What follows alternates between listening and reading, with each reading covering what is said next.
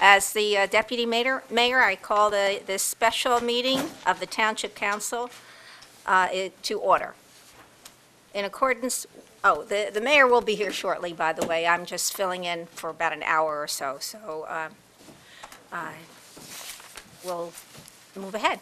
Okay. In accordance with Section 5 of the Open Public Meetings Act, Chapter 231, Public Law 1975, be advised that adequate notice of this special meeting of the Township Council of the Township of Franklin, County of Somerset, was made by the posting of the bulletin board on the bulletin board at the municipal complex and transmitted to the officially designated newspapers, indicating that this special meeting would take place at the Franklin Township Municipal Complex at 7 p.m.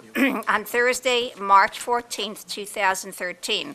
In addition, a copy of this notice is and has been available to the public and is on file in the office of the municipal clerk. Will you all rise for the Pledge of Allegiance?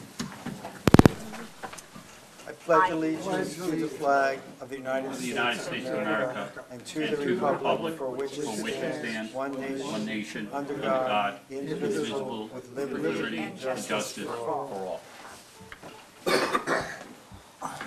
Madam Master Clerk, will you please do the roll call? Councilman Chase. Here. Councilwoman Francois. Here. Councilman Kramer. Here. Mayor Levine. Councilman Prasad. Councilman Regan. I am here. Deputy Mayor Sherman. Here. Councilman Vasanella. Councilman Wright. Yes. Okay, we're now at item 4 of the agenda, which is calls for public discussion. Anyone in the audience who is interested in speaking will have the opportunity at this time. Is there a motion to open the meeting for public discussion? So moved. Second. Okay, all in favor? Aye. Opposed? Okay. Motion is carried.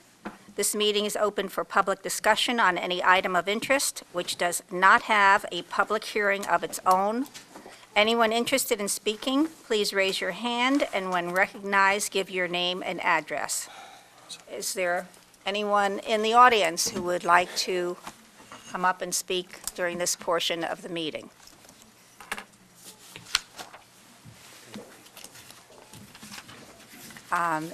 Is there a motion to close public session? So moved. Motion to close public portion of the meeting. Second. Okay. All in favor? Aye. Opposed?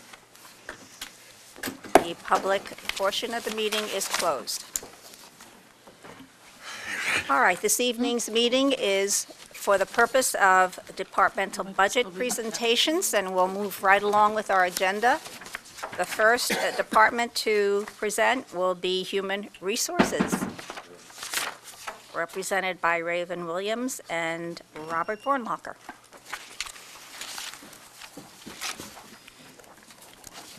If I could direct council to page 31 in your budget books.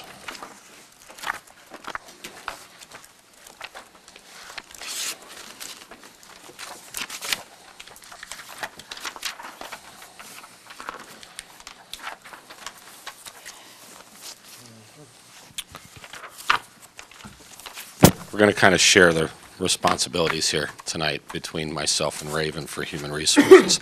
Obviously, Raven is coming into this kind of in the 11th hour, given some change in personnel in the township recently, which is also reflected in the salary spreadsheet for Human Resources. As you see, there's just one employee now in the Human Resources line, and that would be Raven. And then there is the OE budget, which reflects a decrease of approximately $7,000 from calendar year 12's budget. And I can let Raven explain to you the expenses in the lines of the HR budget. So here you go, Raven. Okay, for 021 for advertising, that's simply for any employment advertising that we may need to do.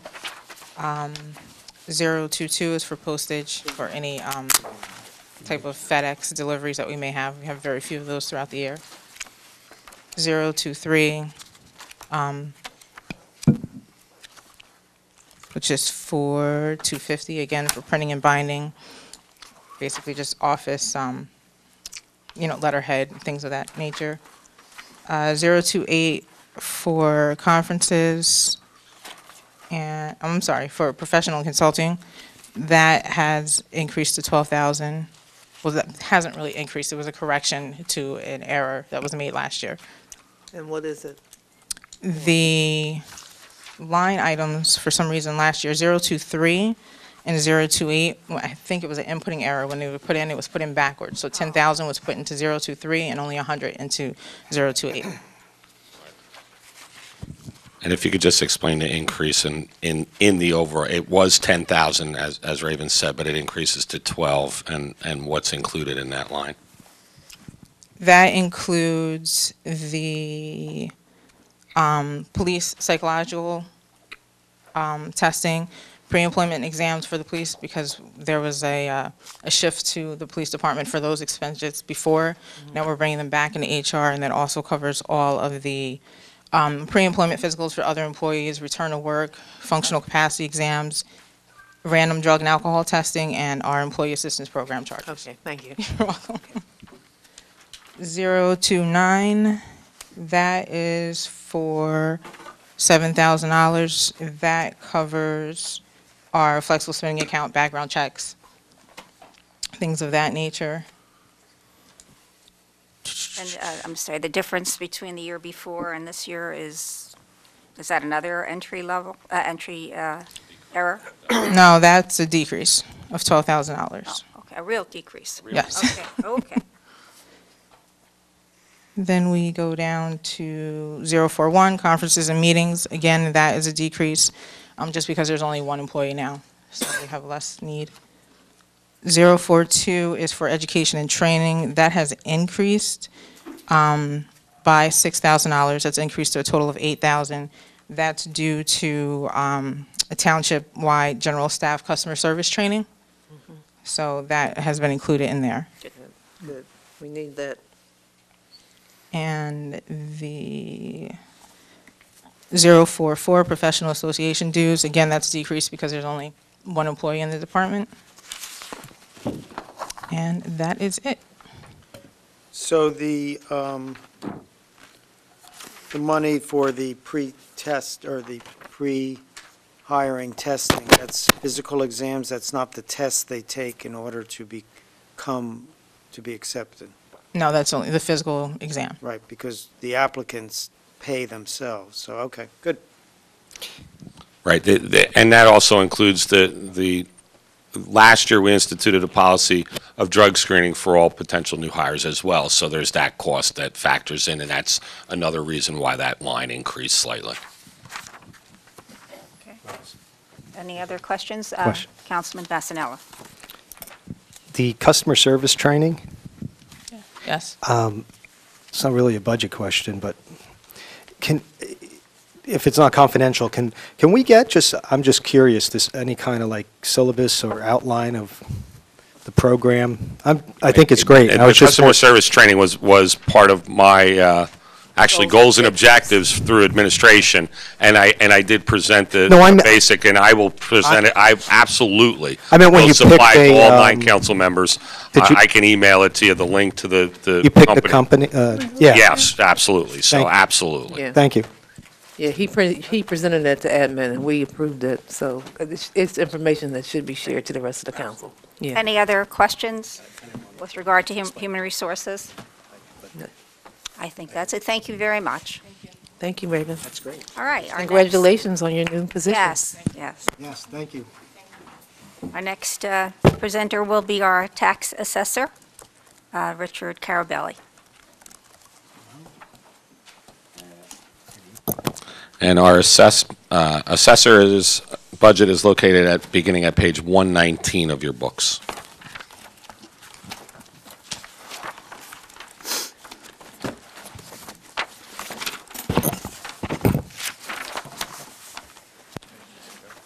And the room, I can move down.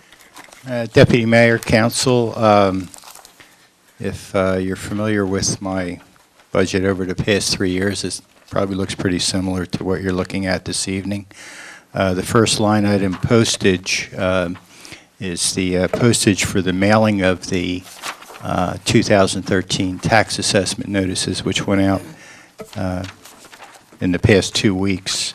That service is provided by Vital Communications in Trenton, and they bill us for whatever the Postal Service charges them. Printing and binding is largely the printing of that notice, as well as the tax assessment list and other incidentals. Nothing in repairs and maintenance.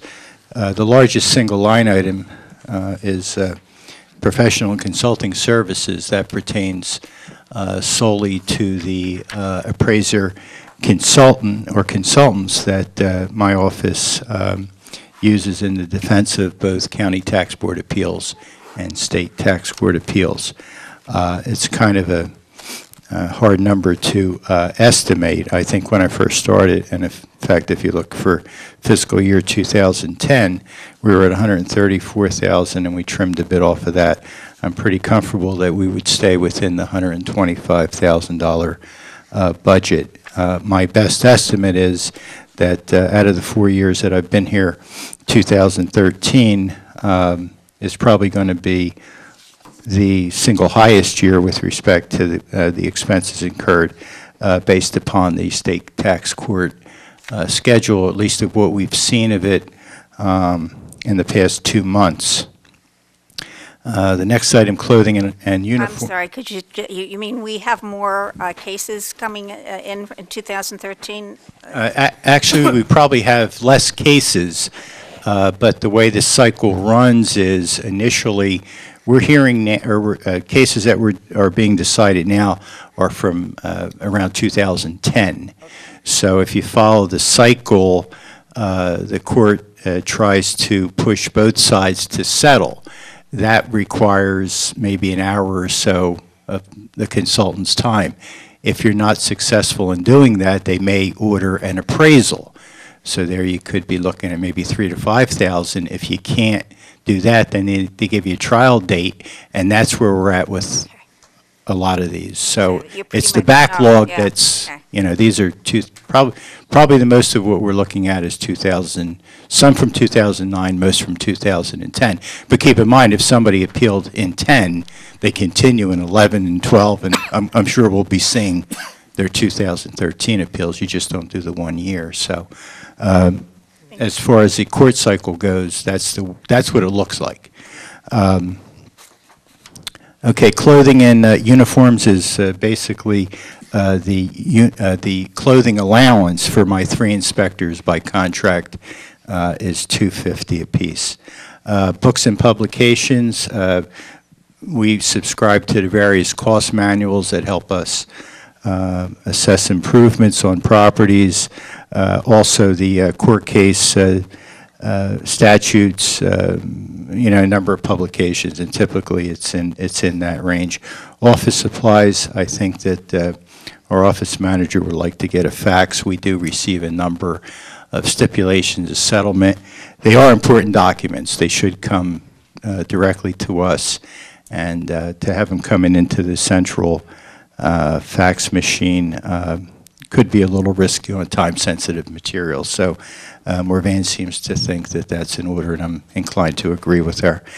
Conferences and meetings, this is for my staff. It's sort of tied into education and training again. I don't know that we really study the two to differentiate between what's a conference and what's a meeting and what's a training session. But there are courses that are required for the staff members and especially for the deputy assessor to keep his CTA certification. So that's basically what makes up that category. Professional dues, I think I have one licensee in the office who's a state appraiser, and I believe that license is $600 every other year. So that's due the end of this year. And then travel and telephones, we have nothing in, so that's basically it. The total's approximately 2,000 more than it was last year. Any questions from the council? Excuse me, Councilman Chase and then Councilman Wright. Right ahead. I just see from the salary sheet, you have 2 vacancies for field assessor. I'm sorry, I didn't have that sheet in front of me at the time. I've interviewed, I guess we interviewed about 8 applicants. Oh, so And you I are made my hiring. I'm sorry. You are hiring. Yeah, we intend to fill those 2 positions, and I made my recommendations to, if we haven't done it today, we'll do it on Tuesday. But we put together the papers to recommend 2 of the 8 applicants to be Good. hired. And one of those vacancies had previously been reviewed by financial oversight during calendar year 12's budget, and we're filling, it was at the end of the calendar year 12 budget. And then on December 31st, a second field assessor retired. So that second assessor's position is a refill of a retirement position. So there's not an increase in staff in this particular case with those vacancies noted. This is backfilling positions where we previously had people leave. And neither of these would eliminate the need for the consultant, would they? No. You still have to do the No, consultant. I can see that a consultant would be for, business buildings of a very specific type. You'd need a consultant. Great, thank you. And I think it's Councilman also important to note that currently we have 1, and we'll fill these 2 positions to bring our level to 3 field assessors. At one time, we had 4 field assessors. So, and Mr. Carabelli has indicated that he feels that he can get the job done with 3. So I think that in this particular case, it's vital that we fill those positions. Thank you, Councilman Wright. I just lost that one thing. Postage? I didn't get that one. We don't do that anymore. Oh, the first line item, Councilman, is it's the mailing of the assessment notice, that green and white card that came out last week or the week before. That's handled through the computer company that prints the form. So basically, they handle the mailing and bill us whatever the postal service bills them. Done. That's the only, you're right, though, that's the only postage we have. Done. Are there any other questions for Mr. Carabelli? All right, seeing none, thank you very much. Thank you. All right, our next group up is Community Resources. Is Diane Leach Thompson, is she here? No. Shall we skip over that, or, I guess we'll Eliminate that item. okay. move past it. All right. We'll put her at the end. Did she know she was supposed to be here? Oh, I'm sorry. Yeah, we'll move on unless, well, if Diane is not here, then unless Alice is going to step in for her. Well, we can move on to the All right. next one, but somebody should find out where she is, if she's supposed to be here. I'm assuming she All right. didn't think it was going Yeah, good idea. Okay, the suggestion was just made, Mark, excuse me, that there is a consultant here for open space that might be more efficient. In fact, we should have done them first, actually. So if you With don't mind- open space? Yeah. Actually, open space is going to tie into some other departments tonight, so She's going to have to be here. She's gonna have to be here, All right, yeah, and as exactly. part of that, what Mark is going to be talking? actually, it's Public Works, which comes later, and Recreation. Okay. There's a little tie-in tonight to a number of different things, given the fact that open space has some involvement with parks now and Public Works. Okay, And so- besides, Mark has a lot further to commute. All right, come on back, Mark, I guess, is that okay? Mark's budget can be found on, as I just passed it over there, Planning and Zoning, 155. We have a more efficient chair tonight.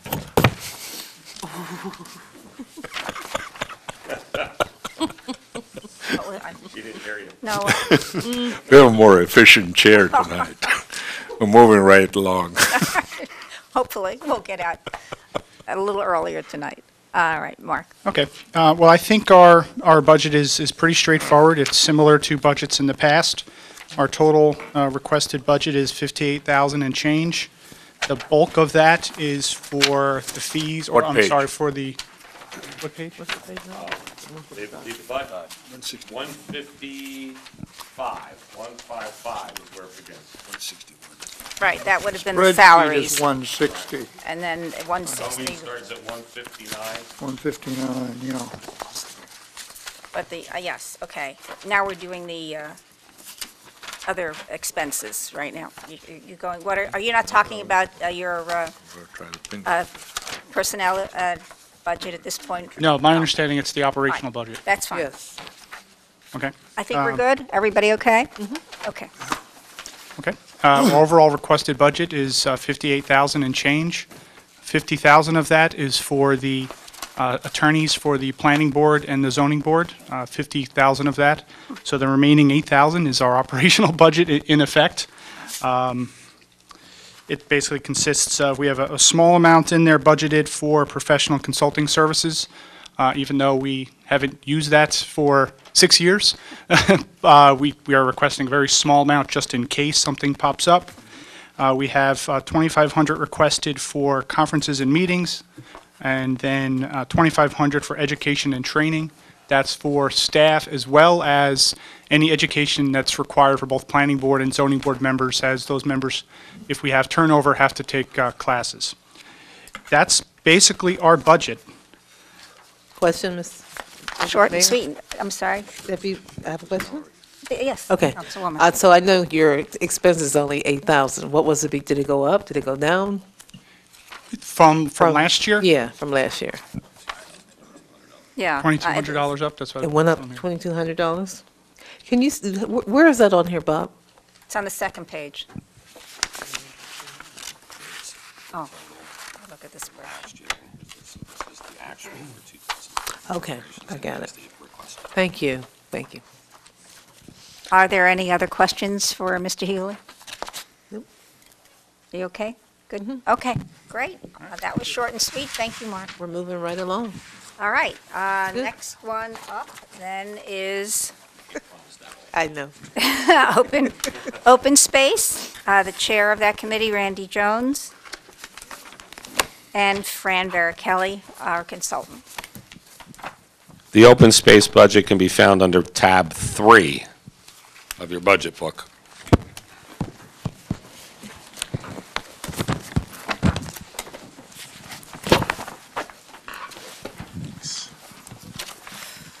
Good evening, and thank you for allowing us to present our budget for fiscal year 2013.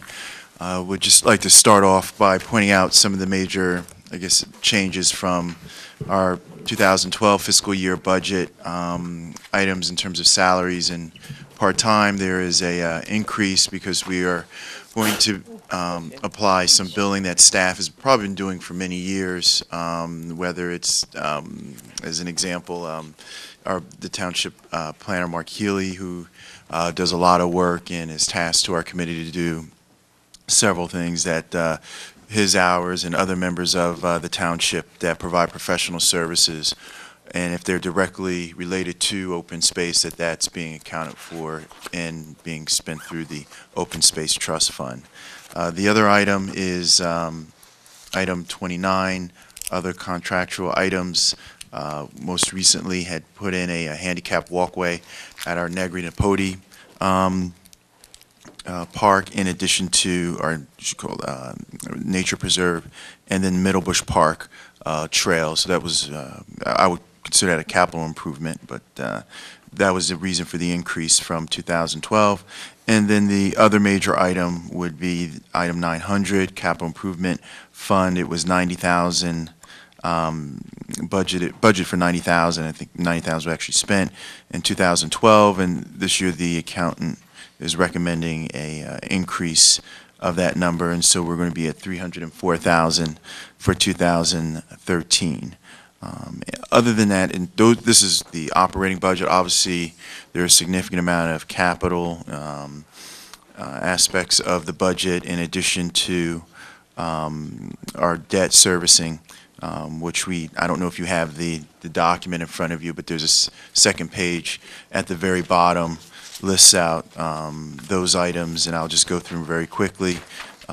Line item 920, we're looking at 2.3 million for bond debt, interest 661,000, and then the capital ordinance, as this council is very aware, there have been a lot of, over the last 3 years, we've been looking at planning to improve many of our parks and facilities within the township, and that those numbers are being recorded, at least in this document, which shows for improving existing parks, we're looking at $817,000 for this fiscal year, in addition to future park improvements, looking at $4.3 million, which would be Middle Bush Park improvements, Catalpa, Hawthorne, and Arlington.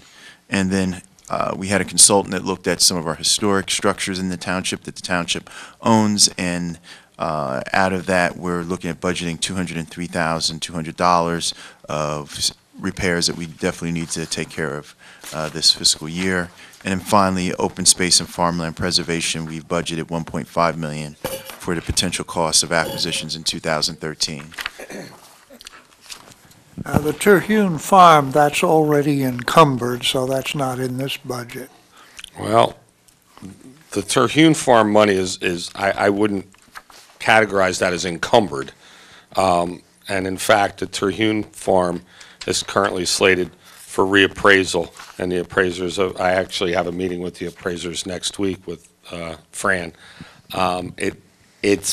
There's a dollar figure that's associated with it, but no money has ever been encumbered for it. It's been identified in various financial documents over the last several years, but there's been no encumbrance. What those bottom four numbers in gray are potential capital ordinances or capital bond ordinances for this calendar year budget. And that, in a way, is the reason why you have reflected in line 900 an increase from 90 to 304,000. That 304,000 would be the down pay on a bond if we were to bond all those projects in calendar year 12. So we budget the cash in the OE budget in the event that we bond for that bottom number, which is 6.893 million. So we have to Well, now, account for we that. just refinanced one of the sets of bonds. The down payment on that, is that in this year's budget? Or where? There is no down payment on a refi, right? There is no Okay, down payment on a there's refi of the bond note.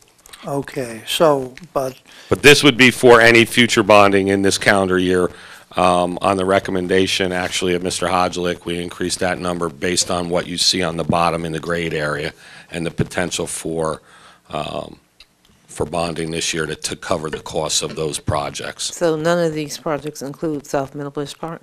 Within that 4.373 number, there could be additional, well, there are additional costs associated with Middle Bush Park. A lot of that. And it would be included in that, That's what that means? that number. A lot of that's been. MP means Middle Bush Park? Yes. Middle Bush Park. Okay. That, yeah, I didn't see that. that line Okay, of 4.373 is all new park construction. okay. It's broken out into existing park improvements, new park construction.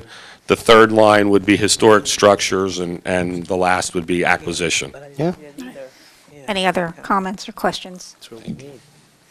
I have some comments regarding the open space budget that I'd like to address with council now. I have a question, and I think Councilman Chase had another question. Do you want to? I am pleased to see you've got 451,600 or 800 for Kingston. Okay. Well, we're pleased that you're pleased. Yes. Right in the comments there for The third of the 4 gray lines. That's correct with, now, you note it's not included in the 203,000. What that's saying is that, unfortunately, Councilman, I think this might disappoint you, is that if we were to do Kingston, it would be an additional 451,000 over the 203 that is anticipated to be spent. And Kingston is in discussion right now. Fran and I have a meeting scheduled with representatives of the Green Acres from DEP to discuss possible changes to the status of Kingston School as well as several other properties. That Sandra Torres never showed up for the KVAC meeting. She seems to have evaporated. Might have become somewhat Councilman. Overwhelmed. Reagan, you had a question, please. Just a follow-up on that. Thank you, Deputy Mayor. So then, just so I understand the comment, really there should be like a period after Wickle and Carriage Barn, because the 451.8 is for Kingston Dunhouse. I'm just trying to make sure I'm parsing that sentence correct. The 451.8. That's correct. Yeah, that's correct. Really, right, okay. Yes. So this is my question. On the 203,000, which I believe is for the historic buildings that have been reported, and I think the need was closer to $1 million, and this was only a portion of it, and I'm assuming the worst things that need to be done are in that 203,000. We're saying these are potential bonds, so it's possible that this, if you don't bond, this doesn't get done, and we have another year. No, understand that there's a reserve, and it'll be a decision of council how to appropriate funds. What we're saying here is that there's 2 possible ways to fund these lines. Okay. Either through bonding or through a capital ordinance, much like we did most recently with Middle Bush Park, where we did a capital ordinance to appropriate money from the Open Space Trust Reserve. All right. Cash on hand. Just not like, I would like not to see that go another year, so. And these are here because council, in previous council meetings, authorized these expenditures already. Unfortunately, it was done near the end of 2012, and I had asked Fran to include this here because we need to get this accomplished during the calendar year 13 budget, so these are real expenses. The bottom one, for open space and farmland at a nice even 1.5 million, is in anticipation of several properties that we're currently getting appraisals on that have been recommended through land use and through open space for acquisition. So these are all real numbers, and these are things that we plan to move forward on in 2013. Great. Any other questions? Otherwise, yes. Well, now, you say the Terhune Farm isn't here. Supposing we get to the point of going ahead with Terhune Farm, should that be shown here, or is that strictly something we would do with a bond ordinance when the time came? And certainly all of council is familiar, and it would have to be funded either through use of the trust reserve or bond. But we don't have a number right now because now we're currently seeking new appraisals on the property because they're too old to move forward with the original appraisals. Yeah, I guess I misused the word encumbered earlier. It's because Fran always shows it as committed in the open space budget. That's correct. Even if it's not encumbered yet from your point of view. It's as that constant reminder that acquisition is there and that we should always bear that in mind when we look at the balance of our trust. Very good. I think the floor. So the floor is mine. I guess it was the most recent financial oversight meeting as we reviewed department OE budgets with the department heads. It was raised that in the Public Works budget, we currently have approximately $76,000 budgeted for park maintenance. And the question came up, why is park maintenance in the general OE budget as opposed to the open space budget, given the fact that all of our parks are on our inventory of open space and recreation properties, and our ordinance as well as state law permits the use of open space funds to pay for the maintenance of those properties. And as you're all aware, our maintenance costs are increasing as our park inventory increases and the size of our parks increase. And it increases not only in our operating expenses, but also in our salary and wage budgets as we begin to look at some of these park expansions, be it Middlebush or Catalpa or any of the future that the needs assessment called for. Council will have to make decisions as to how we'll fund those. I think it's a legitimate question as to why our expenses related to the parks, and I'm not talking about salary expenses here, I'm talking about our general expenses, if for all of our parks, is not included in that open space budget as opposed to the general budget. That maintenance of those parks is certainly a permitted expense within the trust ordinance. I've reviewed that with Mr. Rainone.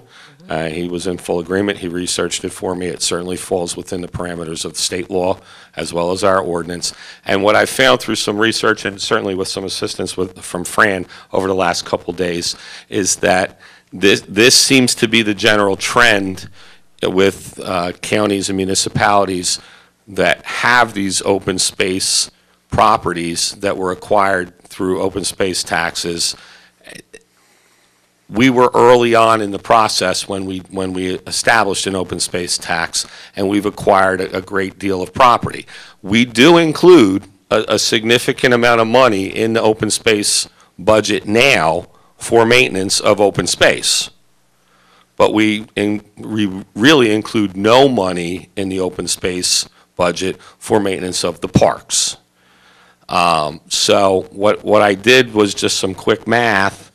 And currently, there's about, of that budget dollar figure of $3.856 million overall, to include the debt service, about $315,000 currently can be attributed to open space maintenance. From what I've seen, the general trend is about 10% of your annual open space tax revenue is associated with maintenance.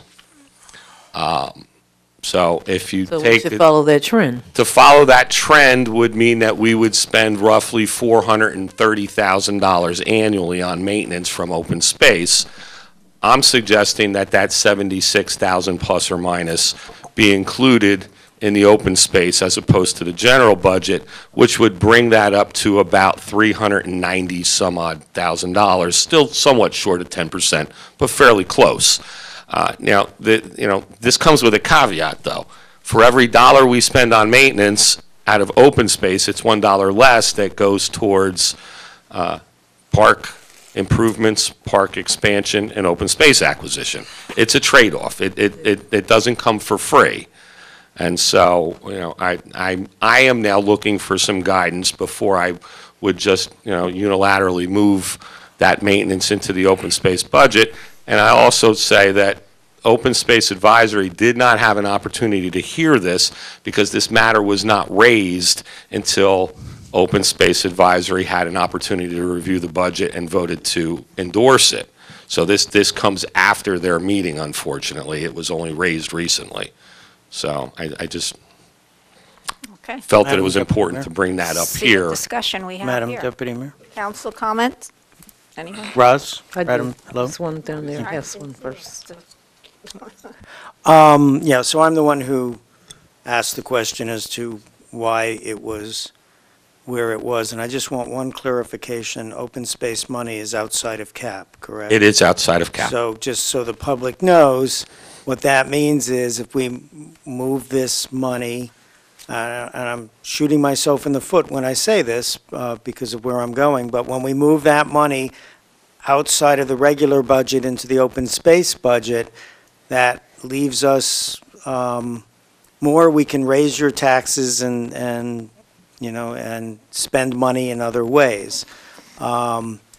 However, that is not why I am why I am in favor of it. Is because that's where it belongs.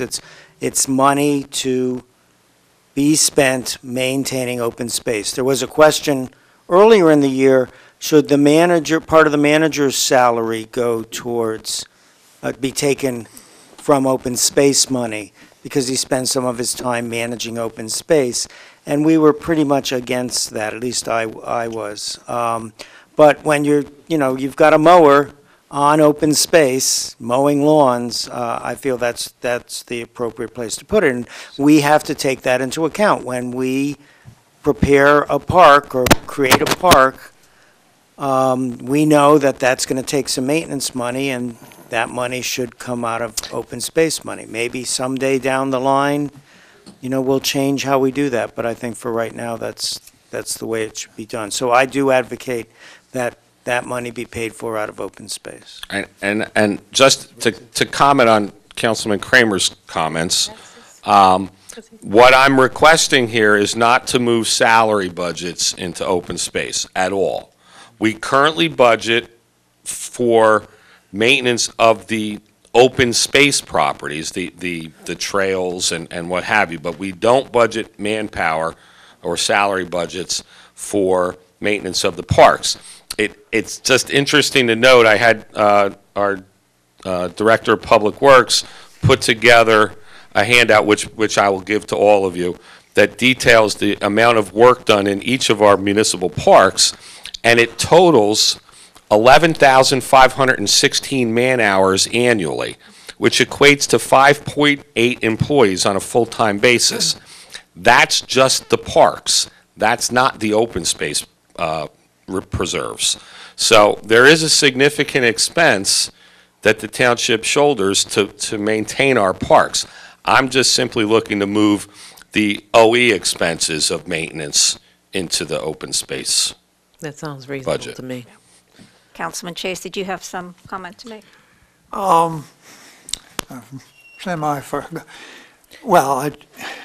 Semi-forgotten the original comment I wanted to make.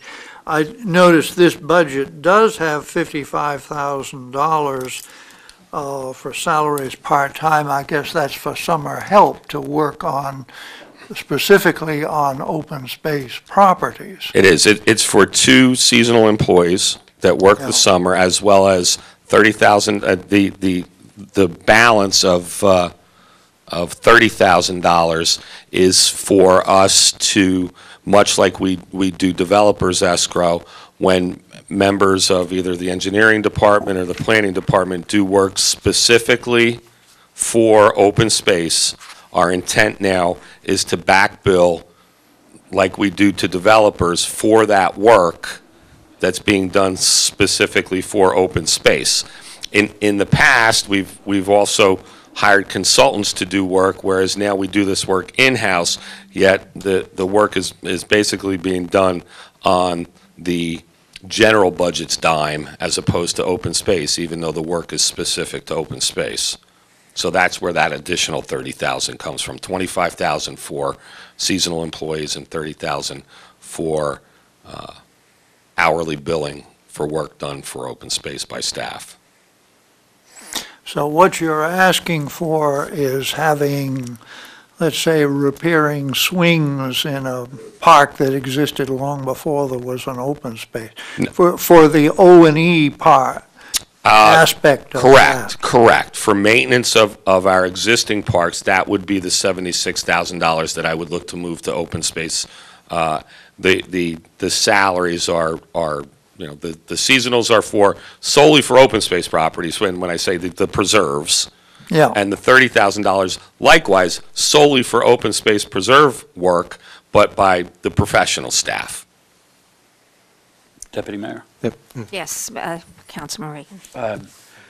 So on this particular point, moving the maintenance, I'm in support of the township manager's request. And the reason I am is historically and back before 2000, I was actually sitting in Randy's chair as the chairman of the Space Fund. The understanding of the Open Space Fund was to buy, just to purchase properties. And when we broached the subject of, hey, there's maintenance associated with the open space properties, just putting aside the park question, that came as a concern to some people because they're saying, no, the fund is strictly for purchasing. So the evolving of understanding this ordinance is that, it's evolving. And given the fact that the township manager, along with the open space consultant, and our attorney has reviewed that, and that it's legal and allowable, I also believe that it makes sense to do that. So that's why I'm in support of it. Separate to the point that Councilman Kramer came up, I actually am in the position of that the township manager, given that a certain amount of his time is allocated to open space, there's nothing inconsistent with him charging to that for that time associated with open space. However, that's not the question on the table. I was just, given that there was a comment made about that, I was just offering another opinion, understanding that that's not. So getting back to the point of specifically to our township manager's request, I am in support of that. Now, as a clarification is, do we have to decide that tonight? Well, I need to move that as a manager into that budget when we prepare the documents. So, yes. so I guess what I'm technically asking, if we don't do it tonight, do we have until the next council meeting to make that decision? Or you're asking council, I need you to make that decision tonight? We actually introduced the budget at the next council meeting, so Okay. I need to know now. Okay. So All we right. need to take a vote? So that's why I We want have to some make more sure that comments, we're but- all aware of All it, right. that there, it seems like we need to vote on this Yes. tonight. Okay. So that way we can allow the township manager to move forward in whatever direction we give him. We have a few more comments, and then we can have that vote. Councilman Vasanella? Would I be, just, Yes, certainly, please. obviously, let everyone speak, but I would just like to make a comment before the council votes, if I could. Sure. Yeah, yeah. Oh, thanks. No, I would just reiterate what was said before, that the Open Space Advisory Committee has not had an opportunity, to review the recommendation the township managers presented to council. And you clearly, stated that we do meet next week.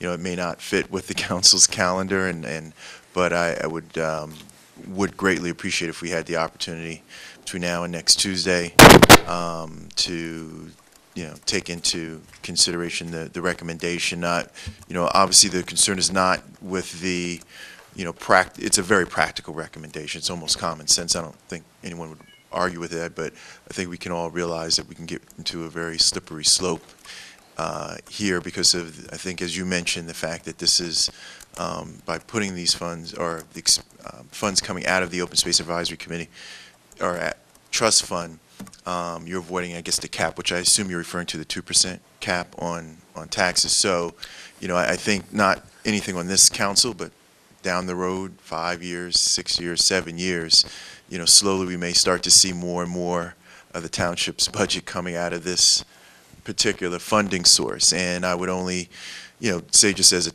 a resident of the township, it is separated, when I do get my tax bill, that this is open space. And obviously we know the full name, recreation, farmland preservation, and historic preservation, but nonetheless, that at some point that we try to come to agreement, what are the boundaries that we're going to set on this? Because I think we're about to make a very important decision here that's going to, set a precedent, because there's a lot of money coming into that fund, and certainly there will be other things that we can define as, coming from the Open Space Trust Fund. Before you know it, 1/3 of the budget is going into other areas. So that's, thank you. Thank you for that point. Councilman Vasanella? Yeah, I share your concerns, Randy. I really think, especially being these are parks that were here, weren't purchased by open space, really had no connection. The only connection they have to open space, and I'm not saying I'm not going to support it, it may be the practical thing, common sense thing to do here, but the only connection they have to open space is that the broader interpretation and the broader practices coming from the legal interpretations of the law. But like you said, it really was never part of our plan or mission. It is evolving, and I do agree with that. That being said, will it then take $76,000, since it's not been moved yet, right off that budget? In other words, are we seeing it as, at least this year, a direct tax relief? I shouldn't call it tax relief, well, tax shifting. No, I think that you're going right down the right path. My Still a good intention thing. in moving it out of our general municipal budget is not to replace it with something else, is to remove it from that budget, which would then decrease the amount of money necessary to budget. We have our financial consultant here. I'd like to hear from him, because to me, that $76,000 could be utilized for something else. It's not necessarily. Kimberly, I just want to wrap up. Oh, I'm sorry. So, Yeah, and then so, Councilman so the Reinhardt. 76,000, but as far as what Randy was saying about the open space meeting, I'd have no problem with them meeting, and I don't know if there's a way to have it written up to where, you know, it's easy to just shift it in or shift it out, just to give the courtesy. I think it probably will get the support here at council, but I'm okay with waiting to make it official till after you meet. All right, Councilman Wright had the floor next, and then Councilwoman Francois.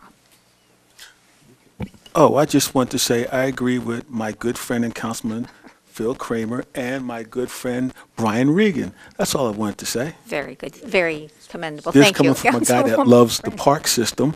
Go right ahead. Okay. Councilwoman Francois is next, and Yeah, then I just wanted to better understand the financial impact on the tax, the cap, and what that would do. I'm hearing people say that that's going to allow us to raise taxes, and I'm not understanding how that could be. Well, I think that the budget that has been presented to you here calls for a 5% tax increase based on what was presented prior to the shift of certain things. I know that. I'm talking specifically the $76,000. Well, what I'm saying, the $76,000, if we move the $76,000 from this budget to the open space budget, it would decrease the amount that we either use from our fund balance, or it would decrease to a very small degree the increase in taxes, because we would need to raise $76,000 less from property tax. So if there's no anticipation of replacing that $76,000, which currently there's no plan to replace that $76,000, it would reduce the amount necessary to be raised by taxes by $76,000, or reduce the $76,000 from the fund balance, or a combination somewhere of the two. Right, so that didn't say to me that it's, if we do that, it's going to require us to raise taxes. No, it won't Your require us explanation to just raise said that. taxes. Yeah. It will just simply allow us something else over and above what we've currently Right. proposed. So that's not such a bad thing. I don't think it's a bad thing at all. Okay. Well, it sounded like I heard, maybe I misunderstood the comment. Councilman Chase. Well, I do think it would be very unfortunate to say we have to make a decision now before the Open Space Committee has had any chance to pass on this, just because, oh, this came up after the last open space meeting and it has to go into the budget or not go in before the next open space meeting. I mean, council obviously can do it, even if open space disagrees, but I think just in terms, and I'm liaison to the Open Space Committee, I think we really ought to let the Open Space Committee express itself on this matter before you finalize it in the budget. Possibly we can, oh my Lord. No, go ahead, finish. Finish. This is- Well, I say this and they all jump up and have a consultation. They're going to have Andy say, no, it absolutely has to. No, Maybe- actually, he's going to say exactly what you want. Yeah. Well, maybe we can have a council vote on this, yes. but say it's subject to review by the Open Space Committee. If they object violently, we might have to revisit it. I think we have an answer. I think that based on that 10-second consultation I had with our financial consultant, what we can do is we can wait, and I will go to the Open Space Advisory Committee meeting, and we will have a discussion there, and we will ask for the endorsement of the movement of this 76,000 plus or minus into the open space budget. If, as Councilman Chase said, there's no uproar over that, and they do endorse it, I'll certainly move it before the budget document is prepared. If If there is some objection, it can be done at the next council meeting, the night that we introduce the budget, and if council then makes the decision to do it, we can certainly make the budget document reflect that. Is any other comment? I think, does that resolve the, I think Councilman Prasad and then Councilman Kramer. Yeah, I've been waiting. Yes, sorry.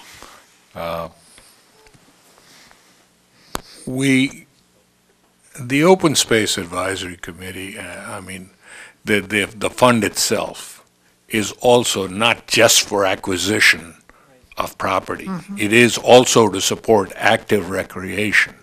We paid a lot of money to Branstad Carroll to tell us what we needed to do as immediate priorities. And part of the recommendations that we accepted was that we have an inventory of existing active recreation facilities that need to be maintained. So acquiring something is just half the picture. Anytime you build a park, you're going to have to fund it for maintaining it. And this is about the time we start. And so I accept the recommendation from the township manager that this should be something that should be paid for by the Open Space Advisory Committee. They should agree to it. And from now on, anytime we build a new park, we have to budget for the maintenance of it.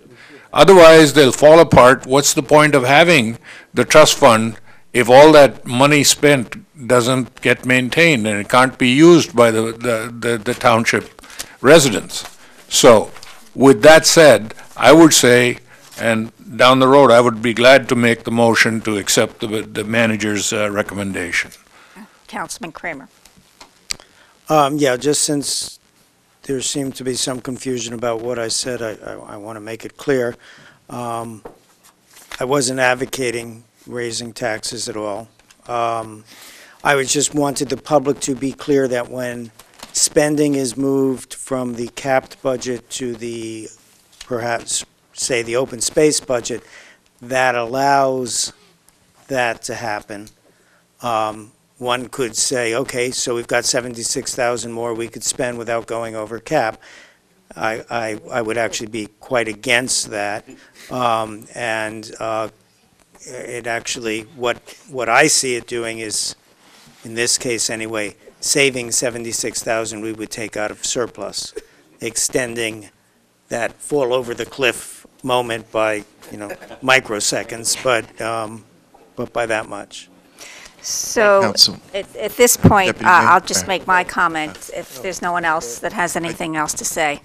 And then, Randy, you can wrap it. But my personal feeling is I think we owe the Open Space Committee the courtesy of allowing them to review this and have the opportunity to vote on it. It would be my sincere hope that they would recognize the need for this money, that, as Councilman Prasad indicated, without maintenance, none of our hard-spent money is going to be appropriately used. And this is just a shift that makes a lot of sense. If there is any other comment, otherwise perhaps we should take a vote because we seem to have different opinions about this, and I want to make sure we've got council's agreement on this. So is there a motion to Councilman be Prasad made? already made I a made the motion. motion. And I second it.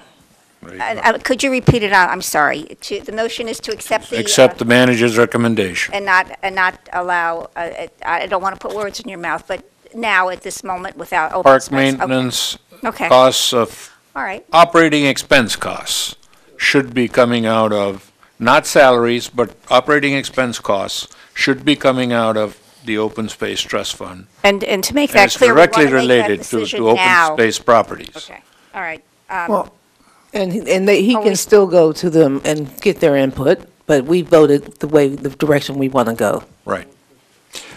but the point is, the maintenance of open space properties, what has been acquired with the open space fund money, that has always been budgeted to open space. What we're talking about now is the maintenance of Inman Park, Castleton Park, Dunham-Lebed Park, Bascom Park, long pre-existing township parks. Right. what Councilman Prasad said blurred that distinction, and I just want to keep that distinction clear. Good point. All right. Councilman Prasad. Yeah, give me a chance for rebuttal on that one. There's It been a doesn't motion on the matter floor to if, vote. if it's a southern park or if it's a park in the northern end of town, because it existed earlier, it is still a park that needs to be maintained.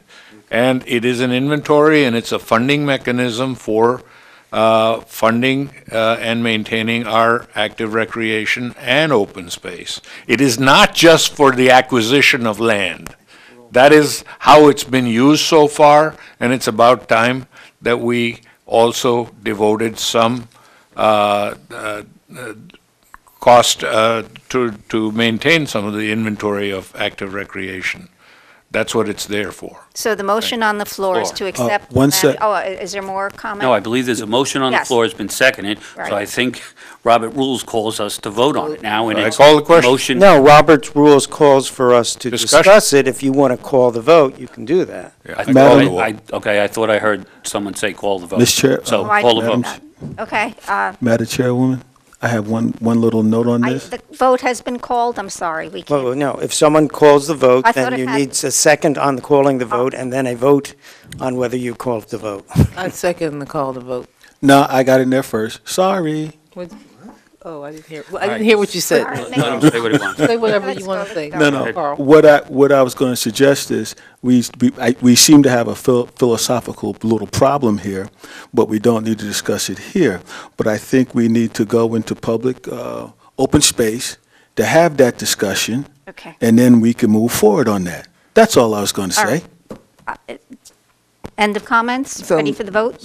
I just want to, since everybody else is clarifying, we're clarifying that the council was going to vote on the recommendation for the manager to make that transfer. At the same time, we will solicit the input from the advisory committee. Oh, I And didn't if hear there that. is a big to-do about it, we'll take their advisement under advisement. Okay? Their But advice under but at least advice. you'll know the direction we're going. There you, thank you, clarified it. Thank you. I'm glad you did. I didn't get that second part in his motion, so very good. All right, Madam Clerk. Councilman Chase? Yes, providing the Open Space Committee gets a chance to express its opinion. Yes. Councilwoman Francois? Ditto. Councilman Kramer? Trito. Councilman I'd Prasad? say that's a yes vote. Yes. Councilman Regan? Just to be clear, I will vote a simple yes. Deputy Mayor Sherman? Yes. Councilman Vasanella? Yes. Councilman Wright? What Brian Regan said. Okay, very That's in good. keeping with the Motion fourth has ward. been passed. The motion was I'm passed. glad you're keeping Are you the, all done? We have 5 legal votes? I believe that wraps up open space. Very good. All Let's right. hope so. Very, very entertaining. Okay, Parks and Recreation. Alice? Because I didn't realize what was going to be on today. Now we get parks and recreation. It still wasn't registered. Thank you, Randy and Fran. Yes, thank you. Alice, are you up? Oh, this is going to be fun. Oh, the mayor's going to be so disappointed he missed you. Oh, we're really going to have fun. Recreation up next. Thank you, my dear. Thank you. I make a motion that the filling of the pool water comes from the open space. I was only joking. Sure, TV thank land. you. Recreation can be found in your budget Well, books from open space? on page 334, 334, 3, what? 4, Okay. 334. 334. Okay.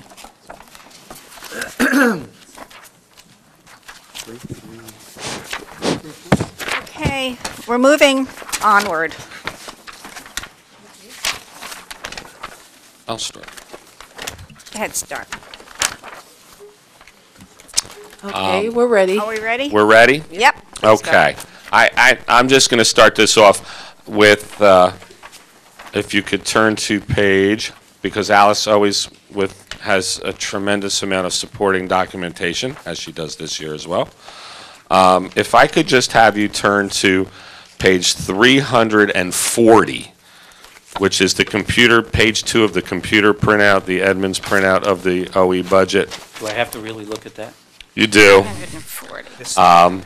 And you'll note that the 2012 appropriation for the OE budget for recreation was $45,910 in calendar year 12, and it shows a rather significant increase to $78,335 this year, which is an increase of about $33,000, which accounts for a rather large increase in what is a relatively small OE budget overall in 2012. And as all of council is aware, especially by your handout from Alice, is that the bulk of that increase in her operating expenses is related to the proposed expansion of hours in the summer of the Naaman Williams pool.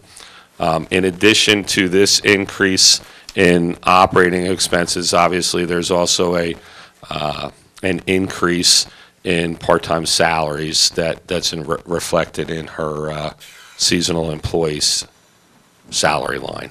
So I certainly will answer any questions, but I think Alice is much more prepared than I am to talk about her budget. Okay, I think as many of you know, the majority of our recreation programs are fee-based and self-sustaining. However, since we're really a very diverse community, not only culturally, but also economically, we've got residents on both ends of the income scale. So unfortunately, with limited disposable income, it may be cost prohibitive for some of our residents to take advantage of recreation programs.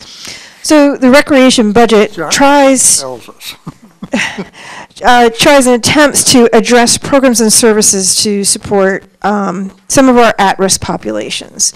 So the 2013 recreation budget includes recommendations into response to express community need for programs that are not traditional revenue generators.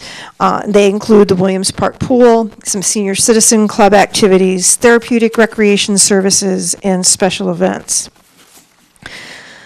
So the cost of operating Williams Park Pool, as Bob said, really represents a big chunk of the proposed increase, and it's approximately $34,000.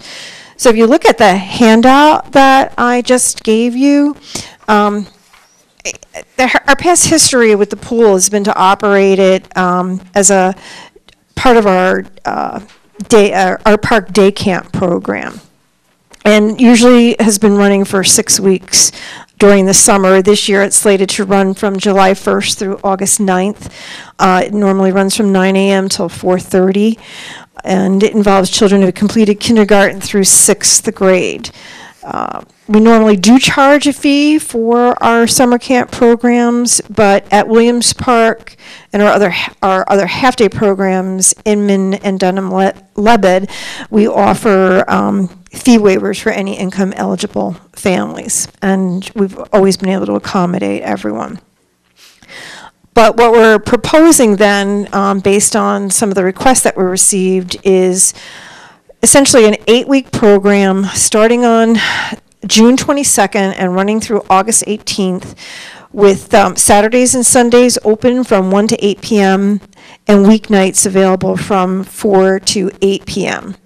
There was also an interest in having to run longer than the 6-week program, so we've added 2 additional weeks. So we have really trying to get started the week before our camp program opens, and then to run a week later. So that would take you through, as I had mentioned, through August 18th. I have a question.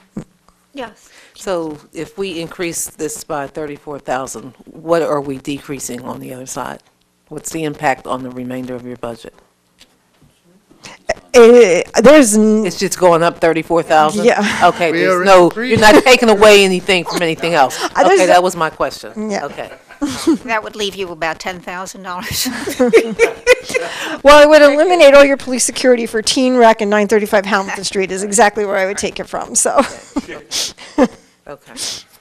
So you're essentially asking for an increase of Right. 34,000 for the pool. If you Basically. want to run that poll. I mean, if yeah. we're getting to the bottom line here. Bottom line. Okay.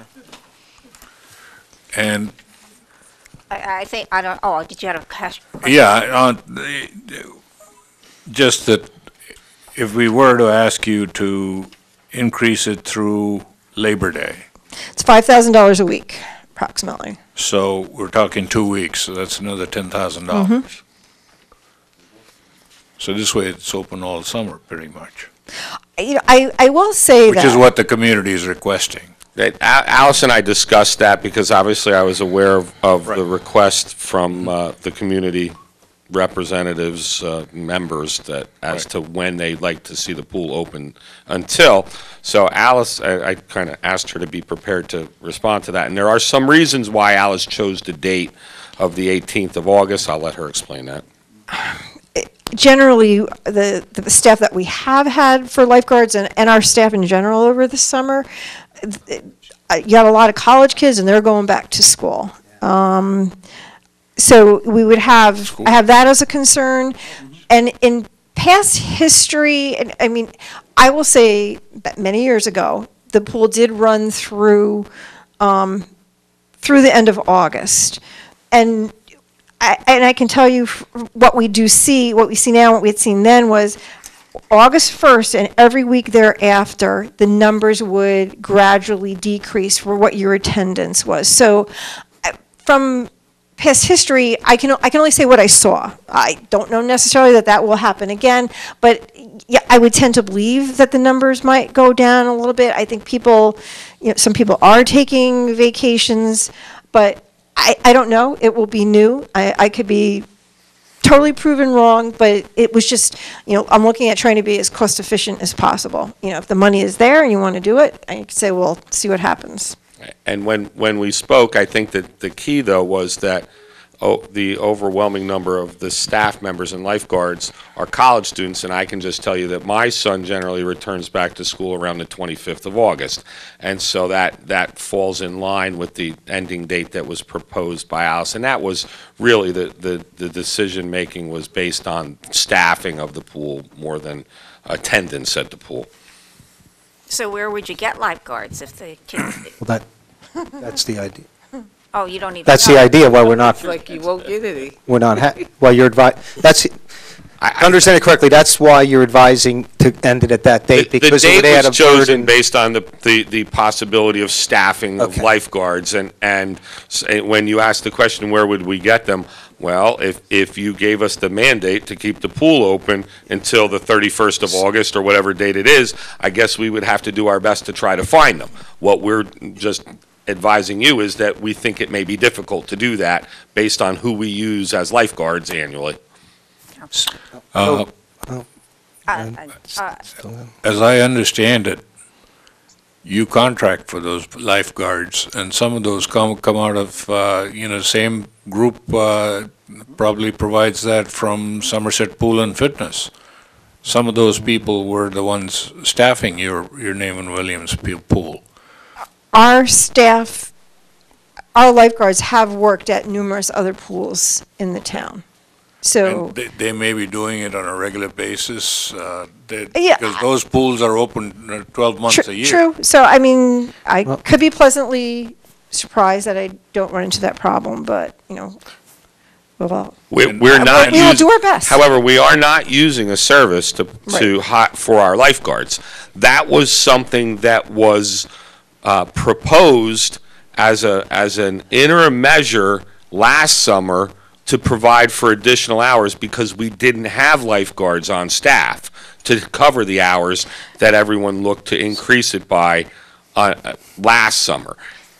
These lifeguards that would be at this pool this summer would be our employees, not through a service. So, Councilman Vasanella. so what I'm hearing is it's a lot more efficient and easier for from operation standpoint to have it to the 18th, the people that you're in contact with in the community where the pool is, overall, I guess, is happy that we've expanded it this much.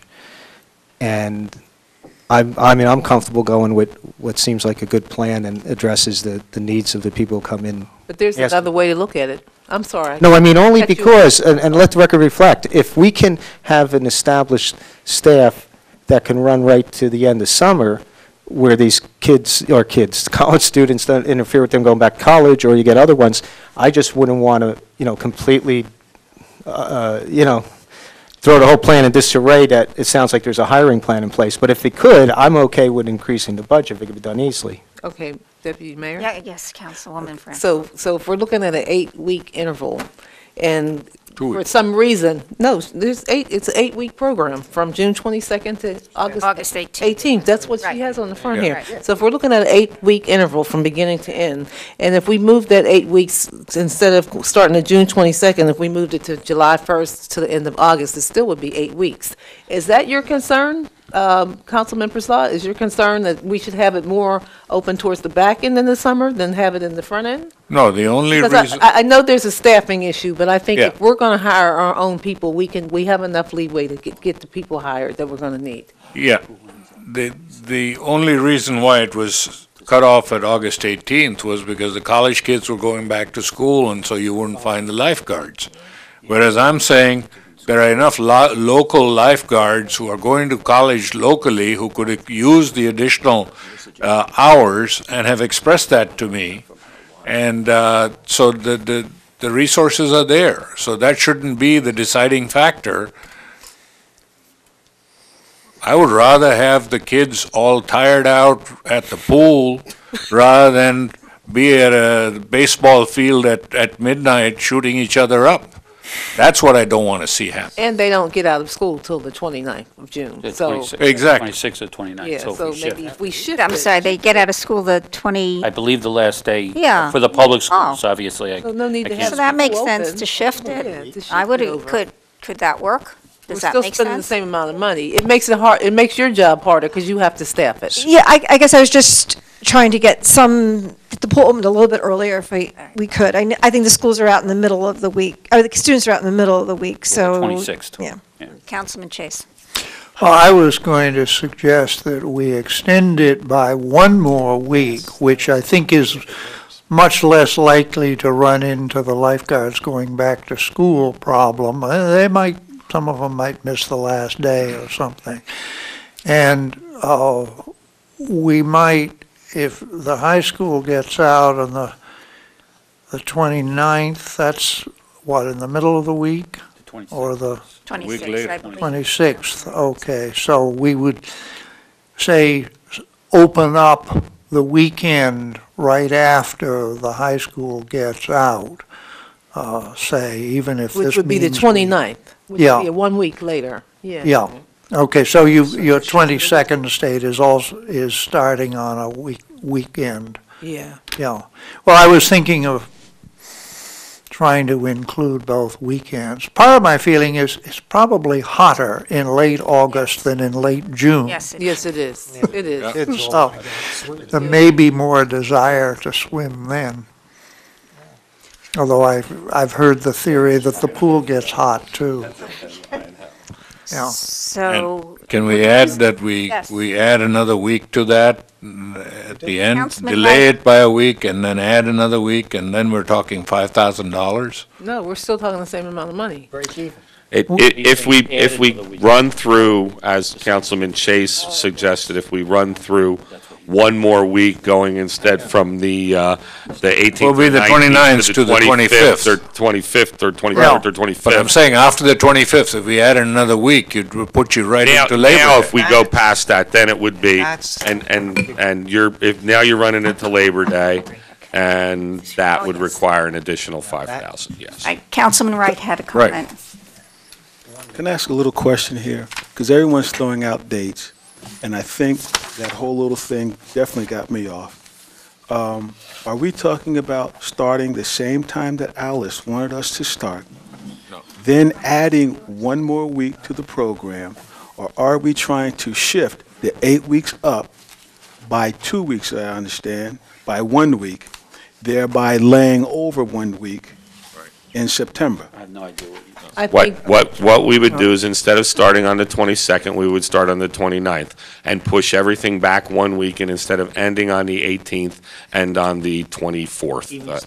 And so that Oh, yeah, I get this. means our costs are equal regardless of the start and end dates, because the length it's of still an time is the 8-week same. program. Still an 8-week program. Still 8-week Right. interval. No, We're we shifting shift it the 1 start week date forward. And the end date a week. Correct.